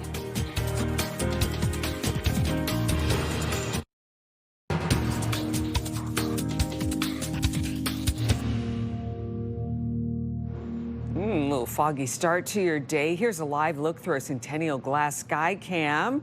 Just keep that in mind if you are heading downtown. A little bit of fog, so might want to give yourself a little bit of extra time. Welcome back to CTV Morning Live. Mr. Hollywood is back to talk about movies in theaters and streaming at home, and he's got a special top 5 pick for us coming up just at the very end here. Really cool list. But let's talk about what's available in theaters coming out this weekend. Well, Rosie, if you feel a little chill in the air, it's because a certain horror movie has rolled in. It's The Conjuring Last Rites. 8 people live in this house. 8 people have experienced this. 8 people are not crazy.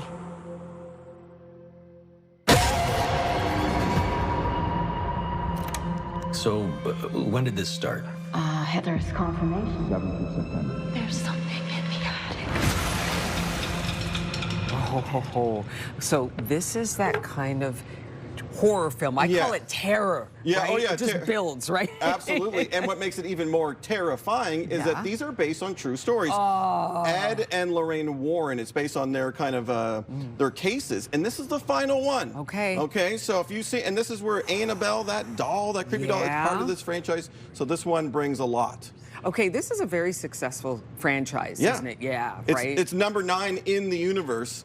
So you got to see how it wraps up for Ed and Lorraine.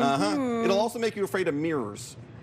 I'm afraid to look in mirrors because of this movie. Yes, that is so right. Okay, another one? Okay, this one's great. It's called Twinless.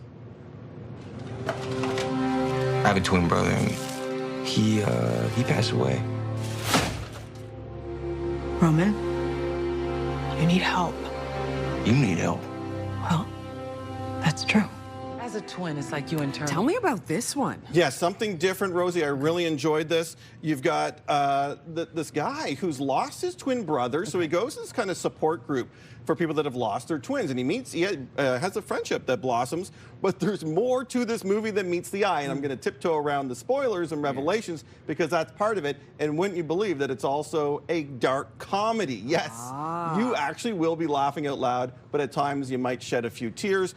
Great stuff here, including Dylan O'Brien, who is in playing the dual roles. Oh, Dylan O'Brien, okay. And then I saw Lauren Graham from the Gilmore Girls. That's right, Love to see her So great acting. Performances and a great movie altogether. Okay, speaking of great movies. Yes. Here we go. The final one for us. The King, it's a Spike Lee joint. It's highest to lowest.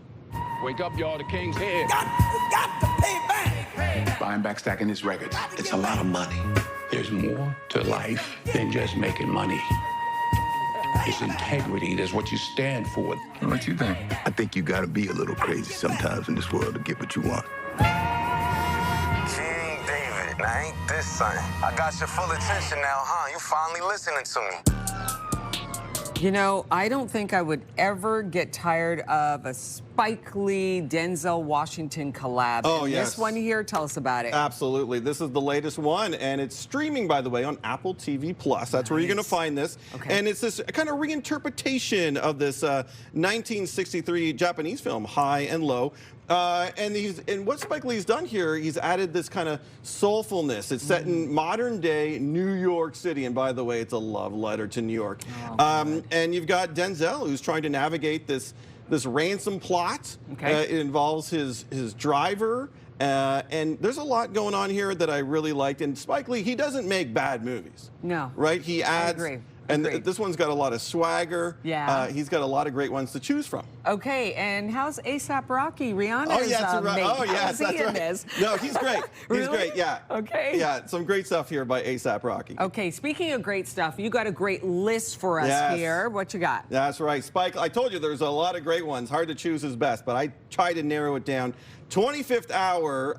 So you put together top 5 Spike Lee films. Absolutely. Okay. And 25th Hour is one of my favorites. Black Klansman, you know, you'll find that on Apple TV+. What a classic. Inside Man, you want to talk about Denzel again in this kind of bank robbery heist. Yeah, that was great. Malcolm X. Oh, epic, epic. You want to, and again with Denzel here, we're talking Oscar-nominated performances, and of course, Do the Right Thing. I can watch that movie and on a loop because it's so good and it just gets you inspired and it makes you do all the feels. Yeah, exactly. Yeah. And then you mentioned Black Klansman. That's starring Denzel Washington's son. I mean, just legacy. I mean, we're talking about decades here. That's right, yeah. Of great films by Spike Lee. Loving that list. Thank you again for coming by. Rosie. Our movie screening this weekend. Mr. Hollywood, Matt Demers, thanks again. Appreciate you coming by here. Taking a quick look now at your traffic. No major slowdown so far on this Friday morning. It is 7:56 on your Friday. We'll be right back. Good morning, Ottawa.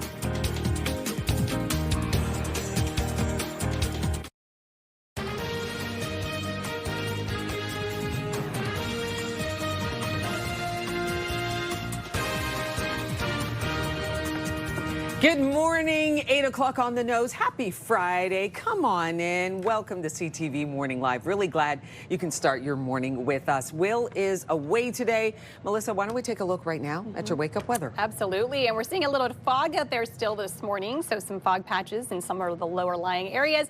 Could see it dissipate within the next hour or so, but then sunshine into the afternoon. 25 for today. We could see a little bit of rain. I'll tell you when we could see a little sprinkle in the forecast, but right now, our news headlines. A South End co-op community is coming together to deal with a devastating fire.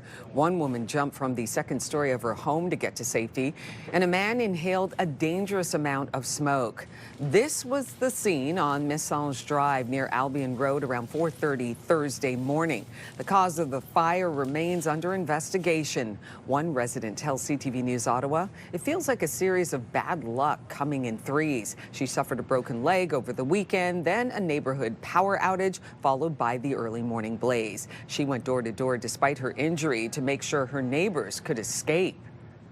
That's what we do here. As a co-op, as a community, we look for each other. The darn thing was up in smoke. I mean, it was like a real bonfire, and it was just pelting all over the place. A spokesperson for the Ottawa Fire Service says 2 homes received the most damage, but up to 7 are being assessed for melted siding, water, and smoke damage, leaving at least 10 people displaced. The damage price tag is pegged at more than $1.5 million. The cause is still being investigated. Federal workers here in the capital are bracing for spending cuts ahead of Parliament's return in less than 2 weeks. Canada's finance minister says adjustments are on the way, impacting the public service here in Ottawa and across the country.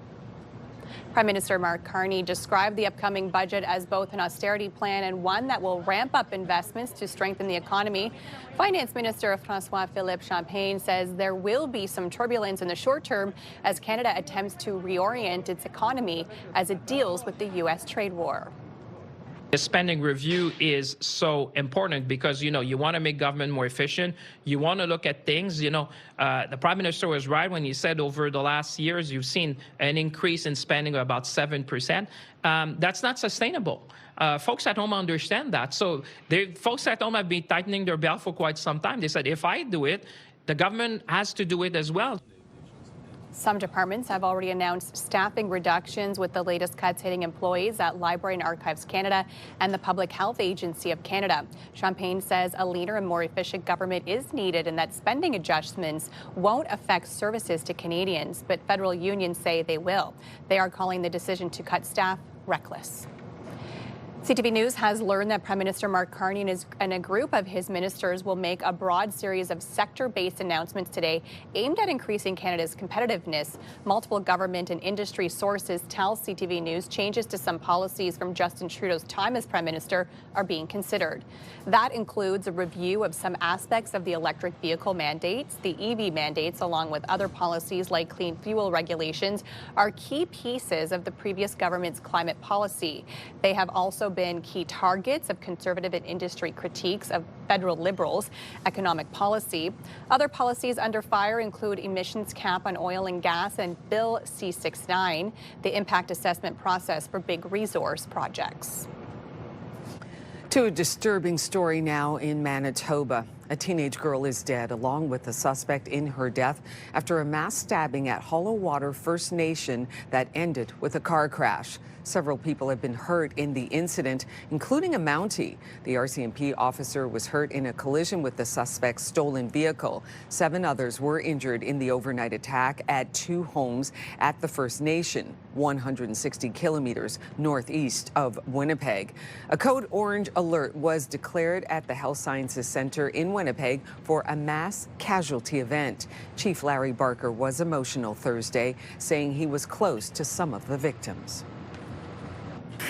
And my prayers goes to the people that are in the hospital right now, recovering. Now, and I'll ask the community to continue to pray for them, for their recovery.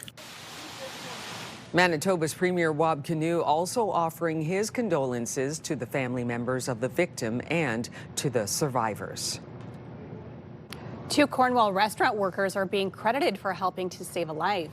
At an A&W last week, a wasp sting sent an 81-year-old woman into a severe allergic reaction. The co-workers jumped into action, calling 911 in a nearby Walmart asking for an EpiPen. The big box retailer agreed, delivering the handheld device used to treat the reaction. EpiPens do not require a prescription, and advocacy groups say the device should be readily available in public spaces. It was insane. It was just, you couldn't see her eyes anymore. Her lips, her tongue was completely out of her mouth. But within seconds of having the EpiPen, things started to come back to normal, and swelling went down, the breathing went there. Yeah, it was, thank goodness for the EpiPen, that's all I can say. The woman is reported to have fully recovered. Ottawa police are warning about a rise in distraction thefts, particularly those targeting seniors. This new type of theft involves criminals approaching seniors, asking for directions or help, and in the process removing the victim's jewelry. Police have received 50 reports of distraction thefts targeting elderly residents so far this year. Those brave enough leapt off the famous Cobs Bridge in Bosnia and Herzegovina.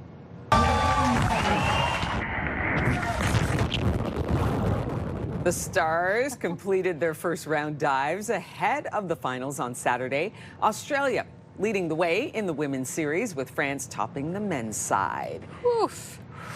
That is a large jump. Could you do it? Could you jump that high? Oh, man. Diving into water like that, I wouldn't do a dive. No. I'd just be like, Just jump. Plug your nose. Right. You know, that cross is your high. legs I to try probably would not do that, No, you know, because I think that would take some training. I Yeah. mean, respect, Yes. right? This is not just like, hey, let's jump into the in. pool, right? No. But what a view. I would get up there and just look around and then come back down. I'm afraid of heights, so I wouldn't even go up there. I'd be like, get me back down to ground level. That is so beautiful. I also don't like bridges. Okay. My kids make fun of me when we cross the bridge because I'm like, you feel a little bit like this, right? I get very nervous, especially the ones that have the are metal and you could see through, and they kind of shift you a little bit in the car. Your mind kind of makes you go, what's happening? Oh yeah, I go through the emergency protocol of what would happen if my car fell through and what steps I would have to take to be okay. I know. Don't ask me why I do that, but it does. No, it's okay. It's okay. And especially when you've got the little babies too. You're just like always thinking about their safety. I hardly drive a bridge by myself. I get it. I get it. Melissa, what's it looking like today and into the weekend? We need to know. Yeah, not a bad looking day for us into the afternoon. This morning is still a little foggy out there, so we're dealing with some fog patches bright and early here. We have warmed up 1 degree. We're finally sitting at 12 here in the city. We've been sitting at 11 throughout most of the morning. 12 in Kemptville. Cornwall now has also warmed up. They were at 9 degrees just a few minutes ago, so warmed up into the double digits finally. Same within the valley and over in Gatineau. So it is still a little bit cloudy out there to start things off. We're still dealing with a bit of fog this morning as well. That will dissipate, and into the afternoon we will see sunshine. So it's a beautiful sunny day on this Friday. Gorgeous day ahead. Temperatures above seasonal as well into the afternoon. Now, there is a chance of some scattered showers today. This is around 8 p.m. so you can see this gray just kind of hovering around us. So it's likely we will see a little bit of wet weather later on this evening. Not a lot of rain, just a few scattered showers, but some areas will stay completely dry. Most of the systems should stay to the north of us, so fingers crossed we will stay dry for the game tonight. As we head into our wind speeds, we're dealing with some very stronger winds this morning that will continue into the afternoon, gusting 30 up to 60 kilometers an hour. So winds in the forecast for us today, they will come down later on this evening around 7, 8 o'clock tonight. That's when wind speeds will drop back down to more normal, around 20 kilometers an hour. As we head into Saturday, light wind speeds as well for us. 22 is where temperatures will be sitting at kickoff, which is at 7:30. 7:30 p.m. and again, should stay clear throughout most of the game. However, it is a football game and we usually see a little bit of rain, so be prepared for some light scattered showers in the forecast tonight. Temps will fall all the way to 12 degrees. Not a bad looking weekend temperature-wise, fairly average with temperatures in the low 20s. Saturday, that sunshine will be out. Sunday, it's a little bit cloudy with some scattered showers.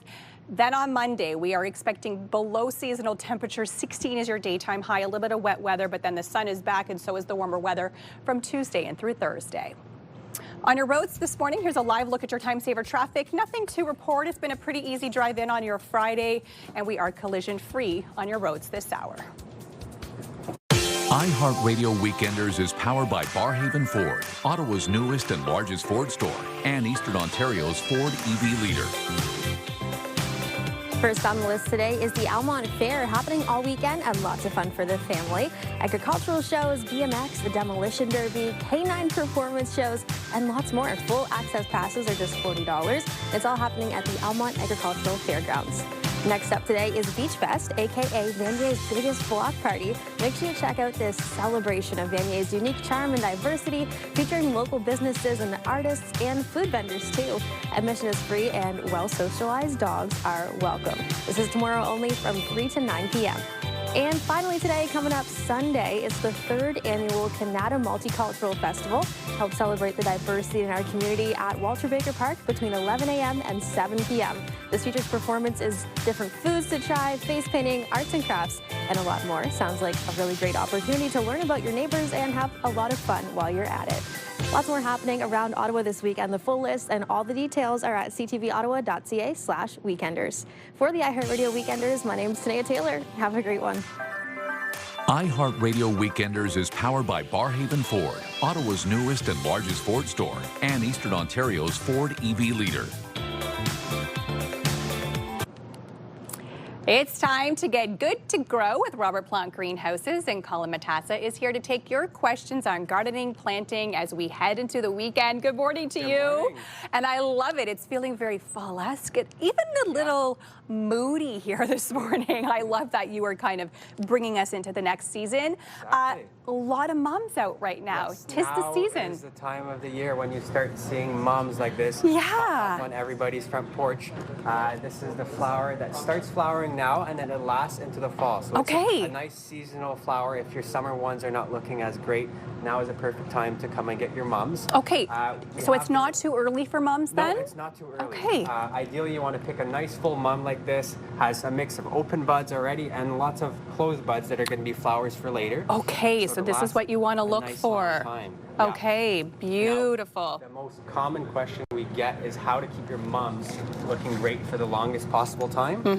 So the best thing is to keep them well watered. Okay. You want to water every 1 to 2 days, and not water all over the flowers and the leaves. You want to make sure that you're watering underneath the soil directly. So you want to get under in here. Yeah, so if you're using a hose or you're using a watering can, get underneath and water the soil directly. If you water all over the flowers and the leaves, it won't do any good for it. Okay. Now the other thing is when you have dead flowers on there, make sure you pick them off as you see them. That'll let more light in, and it'll make your mums last even longer. Okay, and how long will they typically last if you get them now? How long are we talking? Normally until end of October, early November, depending on the weather we get. Okay. And as you can see, what's fun is that they come in all sorts of colors. I was going to ask you about the colors. Yeah, There's such we a have wide Ottawa's variety. largest selection of fall mums. We carry thousands of them. If you come see us now, you'll see them all lined in front of the greenhouses. Looks absolutely amazing. Okay. Up until the coffee shop, you can try our new pumpkin spice latte. Oh, you have a pumpkin spice it's ready latte. now. Oh my goodness, you guys are really ready for fall. I was admiring this beautiful color down here, this burgundy mum. I don't think I've ever seen it in this dark burgundy. And apparently this is the it color for fall in terms of fashion. Absolutely, and of course very I want popular. my house to look fashionable, so I think that is such a beautiful color. And mums also come in all sorts of sizes. So we've got small ones, kind of a 6-inch pot like this. So if you have an apartment or a condo, great size for or maybe you want to mix it in with some other flowers. That's a good option. And like you see next to you here, the pre-made planter here. We've got planters with mixed mums and grasses and other fall flowers. So that's a nice option as well. Oh, that's absolutely gorgeous. Now, do you keep the mums in the containers, or can you plant them into your garden? It's up to you. Most people will just keep it in the container, but you can kind of plant it or keep it as is. they go both ways. Perfect. I Yeah. absolutely love that. Okay, other things for fall as well, For because sure. I'm seeing so much decor. Yeah, one thing we're really excited about this year is our new lineup of fall decor. Okay. And what's unique about this is that is not only is it very nice, but it's all Ontario harvested and Ontario made. Wow. So you're supporting the local economy. For example, the wheat wreath that you have here. This is a beautiful one for the front door for the fall season. Again, these are all, they've harvested the wheat in the field, they dried it out and made it into these beautiful wreaths for you. Now, if you don't want to do the traditional wheat wreath, we also have an option with wheat and dried lavender.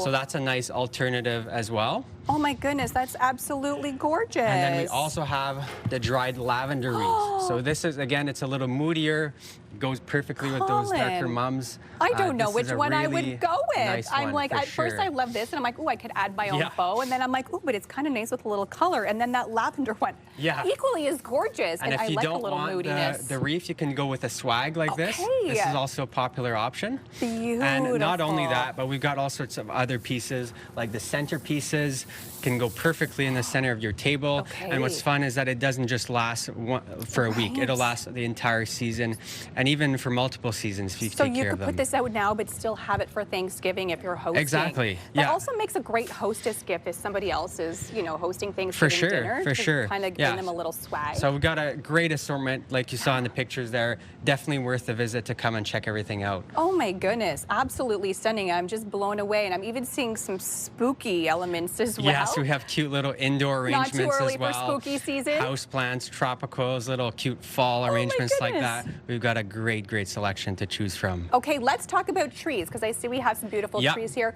Is it too early or too late to It's plant a actually tree? the perfect time to do it now. Fall, the temperatures are cooler, but the ground is still nice and warm, so you can plant hydrangea trees. We've got cedars, really any perennial shrub tree. It is still a great time to plant. We have over 4 acres of shrubs and trees. We offer delivery and planting as well. Okay. And also, before we go, now is the time where you want to treat your lawn for grubs. Grubs lay eggs in the fall.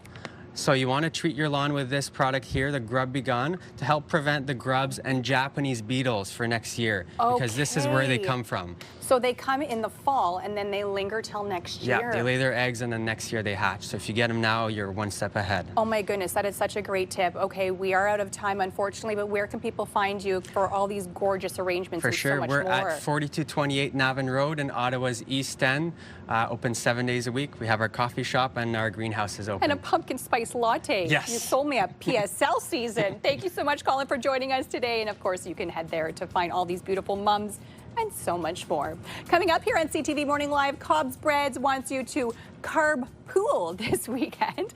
We'll tell you more about that coming up. Our guest is standing by in our CTV Morning Live Delorier kitchen this morning, setting up, and trust me, it looks absolutely delicious.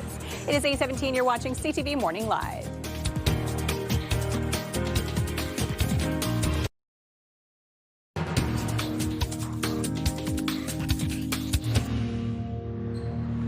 $8:22. A little bit of fog there to start off your day. There's a live look through our Centennial Glass Skycam. Welcome back to CTV Morning Live. We're here in the CTV Morning Live Delorier kitchen. Cobs Bread is encouraging you and your family to carpool this weekend with their new Carbpool campaign. I've got Emily Mirsky here from Cobs Bread.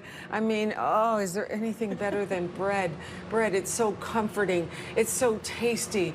And Emily, you're here to show us what you got here. Oh, this is so wonderful. Okay, before we get to the bread, because you know I'm all into this here. Absolutely. Let's talk about carb pooling. Yes. Okay, Carbpooling. What's that all about? So this is an initiative that we just launched. It goes from today and right through until Saturday afternoon, or Saturday when we close. Okay. We know that September is a hectic month. We've got people going back to school, kids going back to school. People's work schedule starts changing into the September sort of fall schedule. And with that, it is just hectic. People are going to morning activities and afternoon activities, and that carpool starts again. And so we want to celebrate that. We want you to bring your full carload of people into our bakeries, and we are going to carb load your carload. Oh, I love it. We want to provide everyone in the car with a delicious sweet treat, and it's one of these fun buns here. Look at this. Okay, so they can come in to Cobs Bread. Yep. Say, listen, We got a Carbpool here. Come on and give us our fun buns. That is so good. Delicious. Why do you want to do that? Well, we just think it's a great idea. It's a great initiative. Again, that hecticness, we're just trying to make those hangry people in the back seat a little less hangry. I love it. I love it. And this is a really great, sweet, small, indulgent like snack, but also gives you, like, it satisfies that sweet tooth. This is what I reach for at 2 o'clock in the afternoon. So this is a fun bun. Are you going to show me how we can I'm going to show you how to do that. Ooh, Yeah. yes. So it's a sweet white bun, and we're going to take, do you want to do this? Or do you want me to do this? I'll try it. Okay. Emily. All right. Okay, so you're going to put a little bit of that icing on top of that bun there. Wow. So what is this, like buttercream? That is a cream cheese icing. Ooh, cream cheese. Okay. Yeah, we're going to top that right there. Okay, come on now. Let's be there, generous. Yeah, absolutely. Come on. There you go. And dip that right into those sprinkles there. I can dip. Let's do it. Let me do this. Okay. And then just pop it right in there. There you go. Done. Isn't that beautiful? Bun. Nothing's ready more fun for than sprinkles. This is so much fun. So it's a sweet bread, right? It's a sweet bread dough. Yeah, same dough that we would use for our cinnamon buns. Oh, so lovely. And look at my fun bun. Okay, I'm very proud of this. You should be proud of this. This is great. I mean, what do you offer at Cobs Bread? We have great variety, right? A ton of things. Yeah, absolutely. We go from sweets to savories, but the real thing, especially with this Carbpool promotion that we want to talk about, are our breads. Because, again, back to school, trying to pack those lunches. I am a new mom with a kindergartner who started this week. It was very exciting. I cried like a baby when I got on that bus.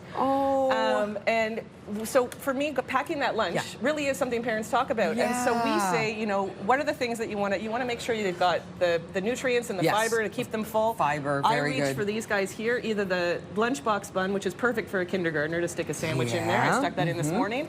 Or the high fiber bread that's got 4 times the fiber content of our normal white. Yeah, it rivals a whole wheat, but it's white. Okay. If you're looking for protein, you want to add still protein and fiber. We've got our Cape seed loaf, super high in protein, super high in healthy fats, delicious, 100% whole grain, country grain, again, like a multi-grain. Yeah. Or if you're looking for gut health options, probiotics, we can reach for sourdough.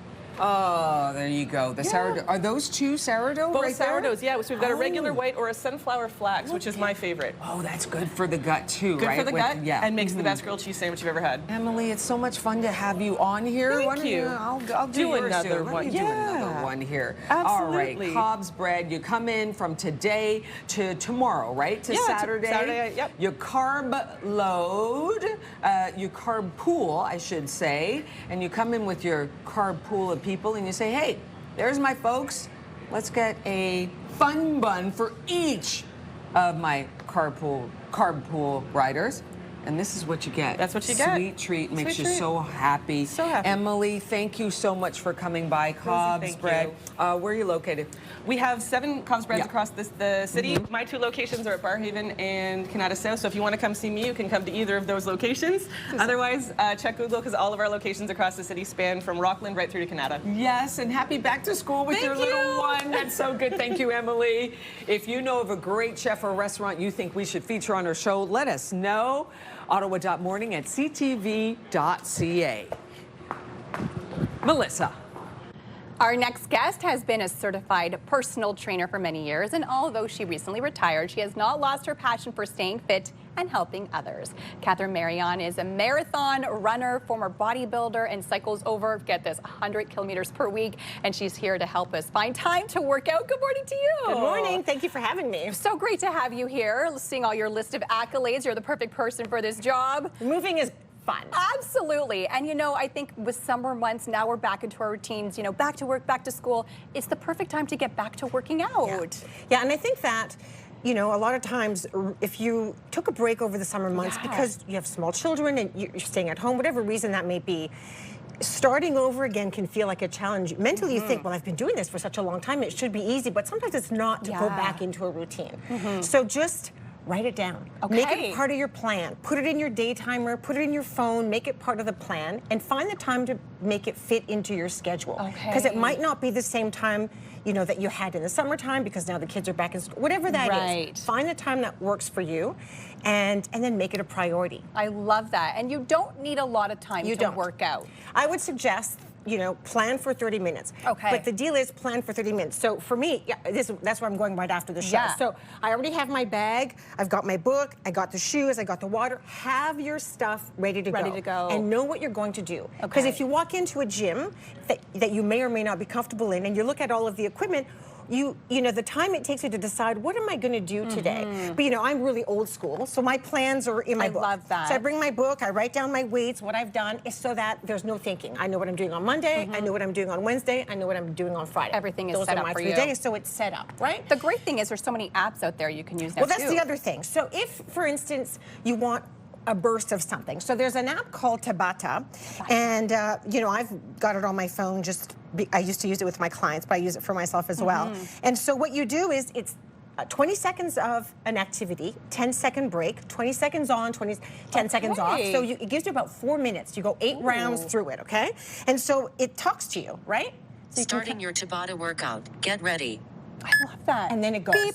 And so now you will go. So it's doing the countdown. So you've got your 20 seconds on. Perfect. Now here's where you decide what you want. I'm going to turn this off so it doesn't keep beeping. So here's what you decide what you want to do. So you could have, a jump rope at home. I won't do it now because, But you could do 20 seconds of jump rope, then take the 10 seconds to breathe, and then jump rope again. Okay. Or, I thought I turned it off. That's okay. It really wants us to work out But here that's this the whole morning. idea. So you can do these. I'm going to pause that. You could choose 2 things. A jumping rope, and then get into a plank, whatever that is. Okay. And then if you want to go 2 rounds, then you've got 16 minutes. I love that. Right? But you can also adjust it. If you find that 20 seconds, I should say, is a little bit too long because you're really new, you can shorten that.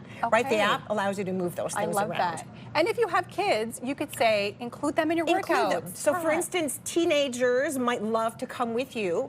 You go to the park, they're playing, maybe not a teenager in a park, but a young, grade 6, whatever they want to do. But you could use the park space to lunge. So just start lunging along into the park while they're doing something. You can even do some squats in the park. You can use the bench. That's usually you have at a park. Make sure your butt touches the bench each time you squat so that they're involved. If they're really little, you could hold them. Right? If they like to be held, then that becomes your weight. So as you're squatting, you've got this little bit of weight, and it's a bonding time. You can look right at them, and so there's a way to incorporate them if they're in sports. So I remember we'd drop our kids off at Ray Friel. They would do the hockey thing. Well, then I could go into the gym room. Perfect. Right? Because it's connected there. So there's a way.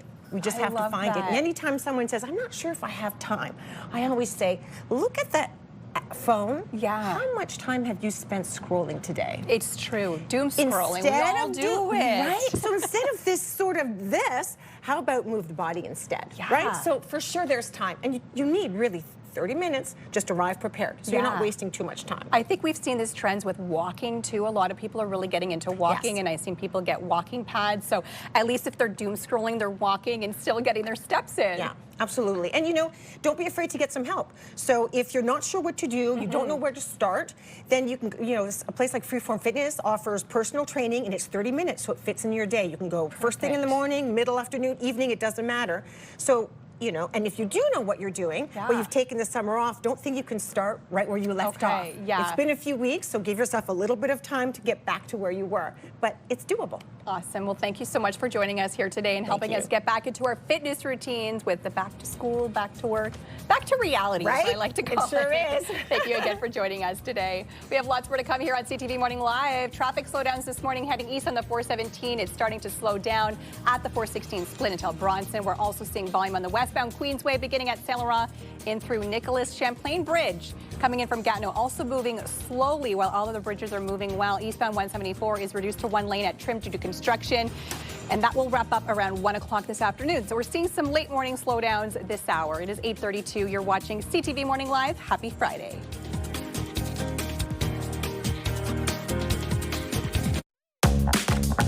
Living here in Ottawa, the arts and culture scene is simply spectacular.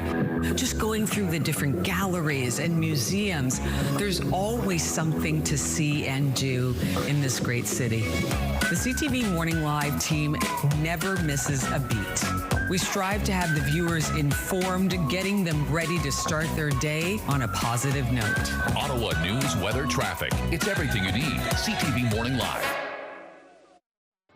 On Sunday, October 5th, CHEO's RBC Race for the Kids will support the largest redevelopment campaign in CHEO's 50-year history. Join CTV and Move 100 and register now for the 5K or 10K timed all-terrain routes or the 2K accessible family fun run at Wesley Clover Parks. Whether you run, walk, or cheer participants on, there will be something for everyone with music, food, and activities to enjoy. Register now for CHEO's RBC Race for the Kids and help support pediatric health care in our community.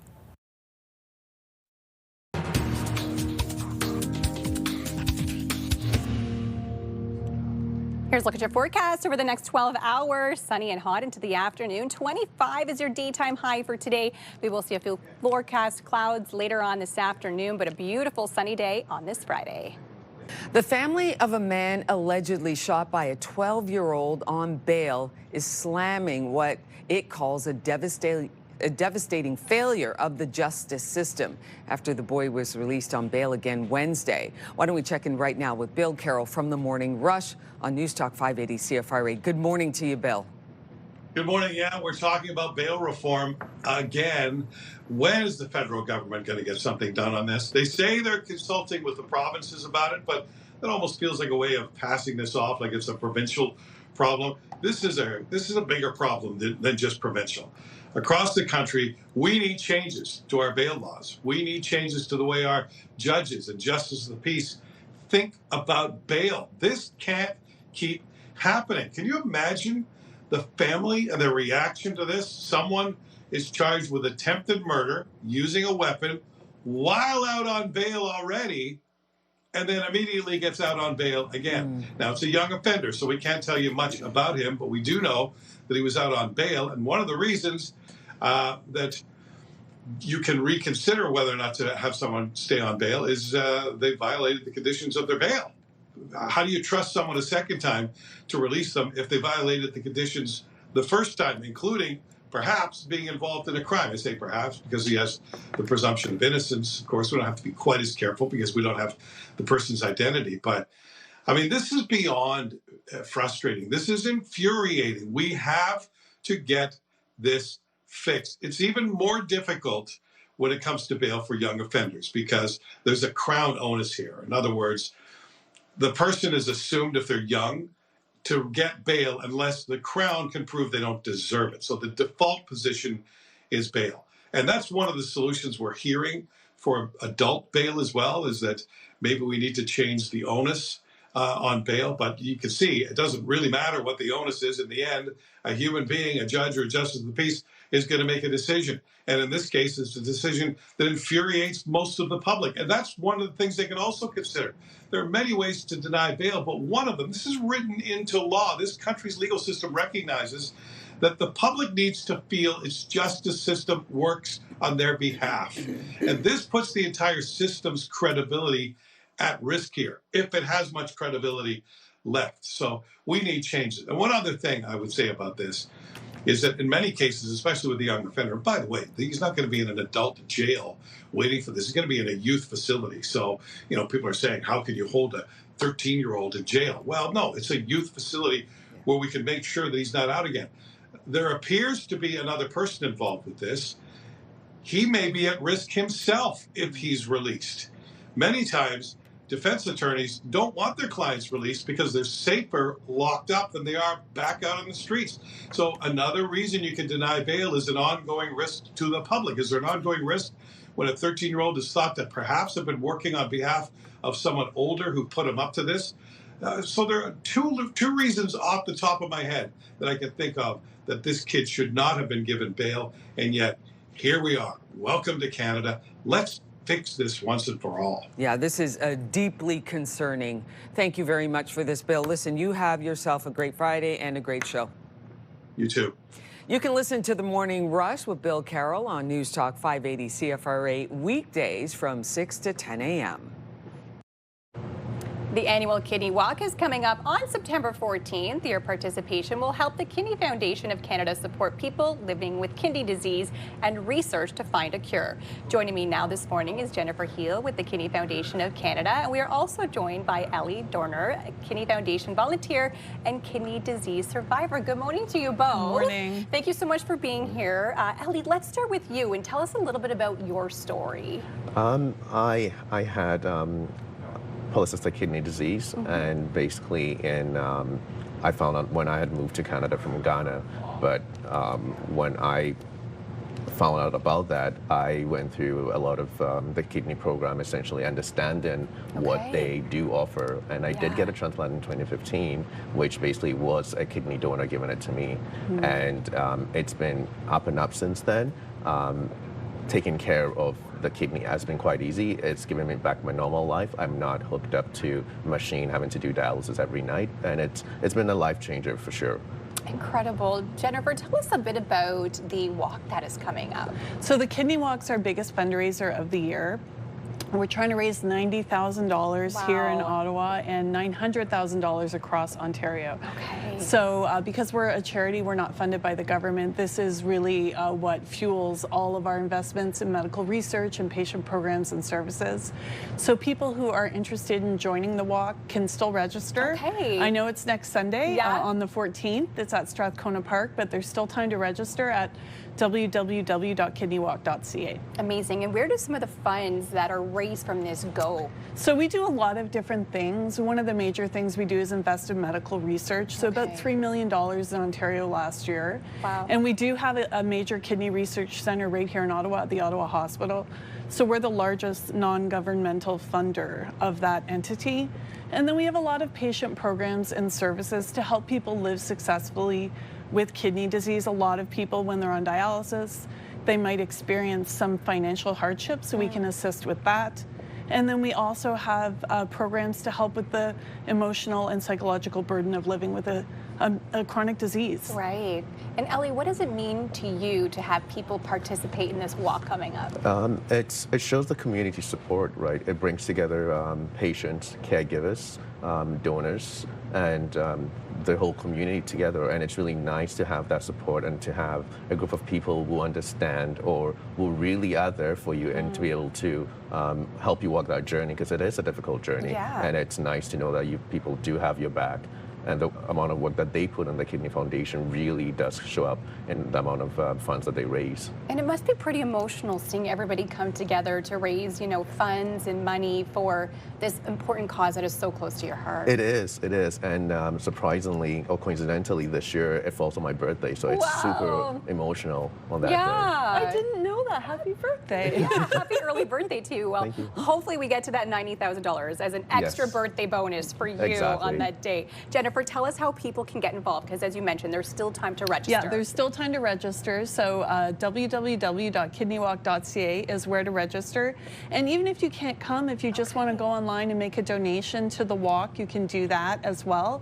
But we really do encourage people to sign up and do a little bit of fundraising before the walk starts. It is peer-to-peer fundraising, so people are asking their family, their friends, their colleagues, and that's really what gets us there, is the whole community coming together. A little extra birthday gift for Ellie. Make a little donation online, right? Most definitely. I love that. Well, thank you both so much for joining us here today. We truly appreciate it. Again, you can head to kidney.ca for more information and maybe to register and participate in walk. And if you're there, don't forget to wish Ellie a happy birthday on that day. Thank you. Let's for the Cobb here on CTV Morning Live as we take a look through our Centennial Glass sky cam this morning. Still seeing a little bit of that fog, a little cloudy as well, but we will see sunshine today and a high of 25.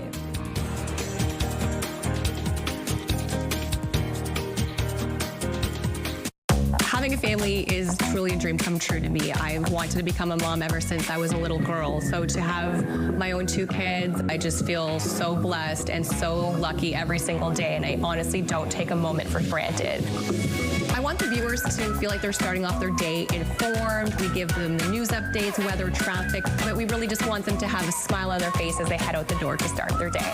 Ottawa news, weather, traffic. It's everything you need. CTV Morning Live. On Sunday, October 5th, CHEO's RBC Race for the Kids will support the largest redevelopment campaign in CHEO's 50-year history.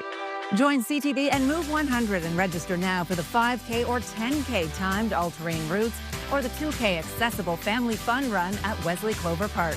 Whether you run, walk, or cheer participants on, there will be something for everyone with music, food, and activities to enjoy. Register now for CHEO's RBC Race for the Kids and help support pediatric health care in our community.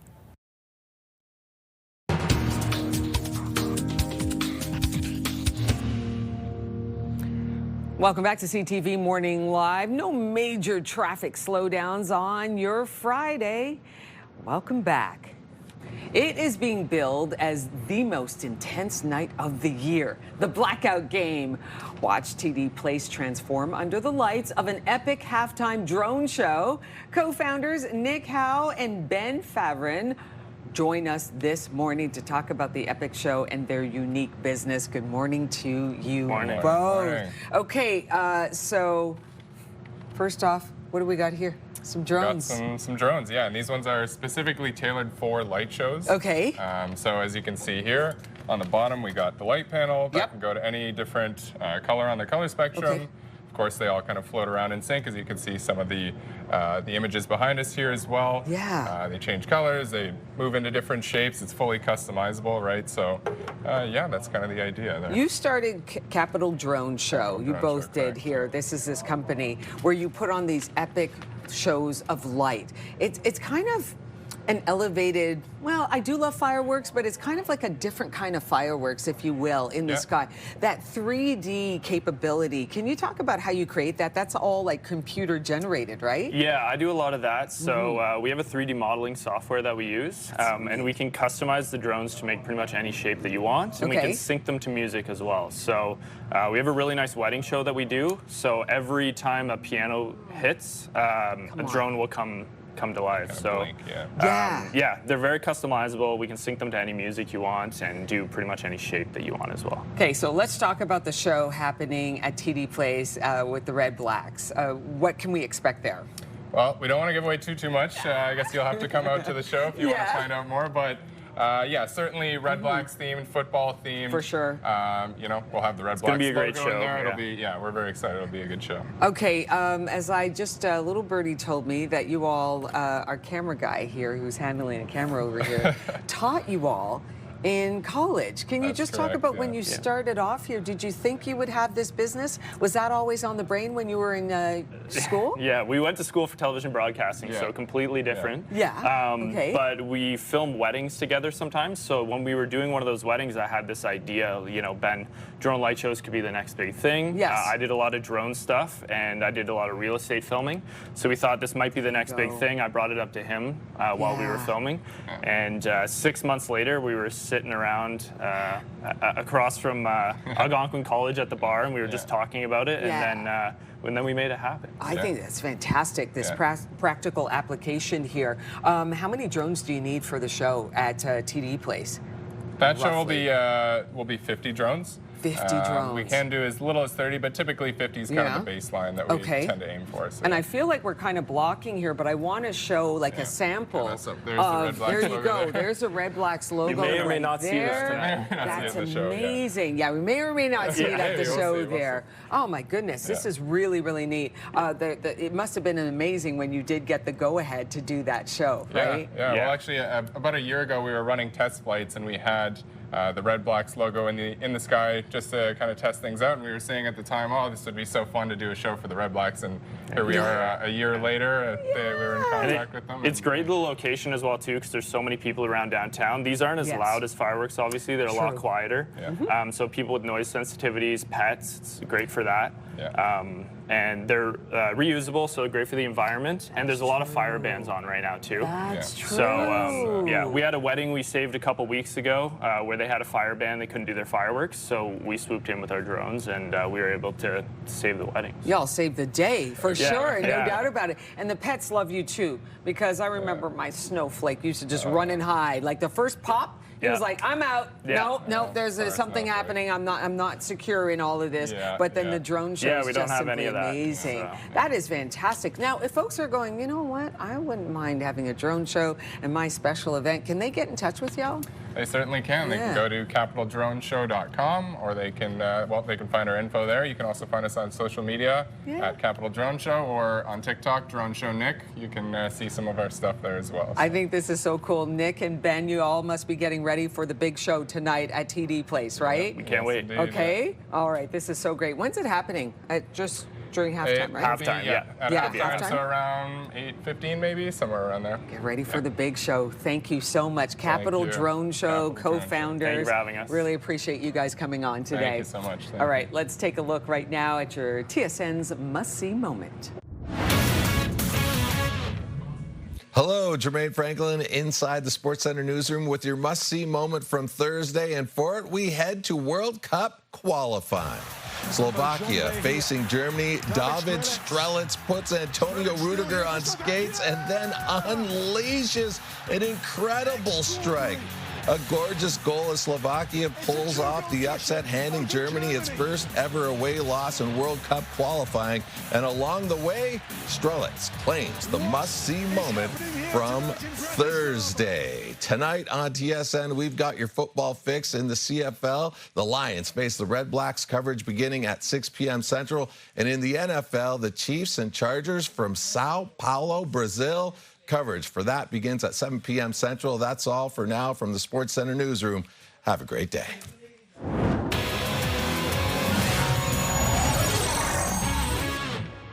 Okay, I am so pumped for that drone show tonight because obviously I'm going to the game. The Red Blacks facing the BC Lions, 7:30 kickoff.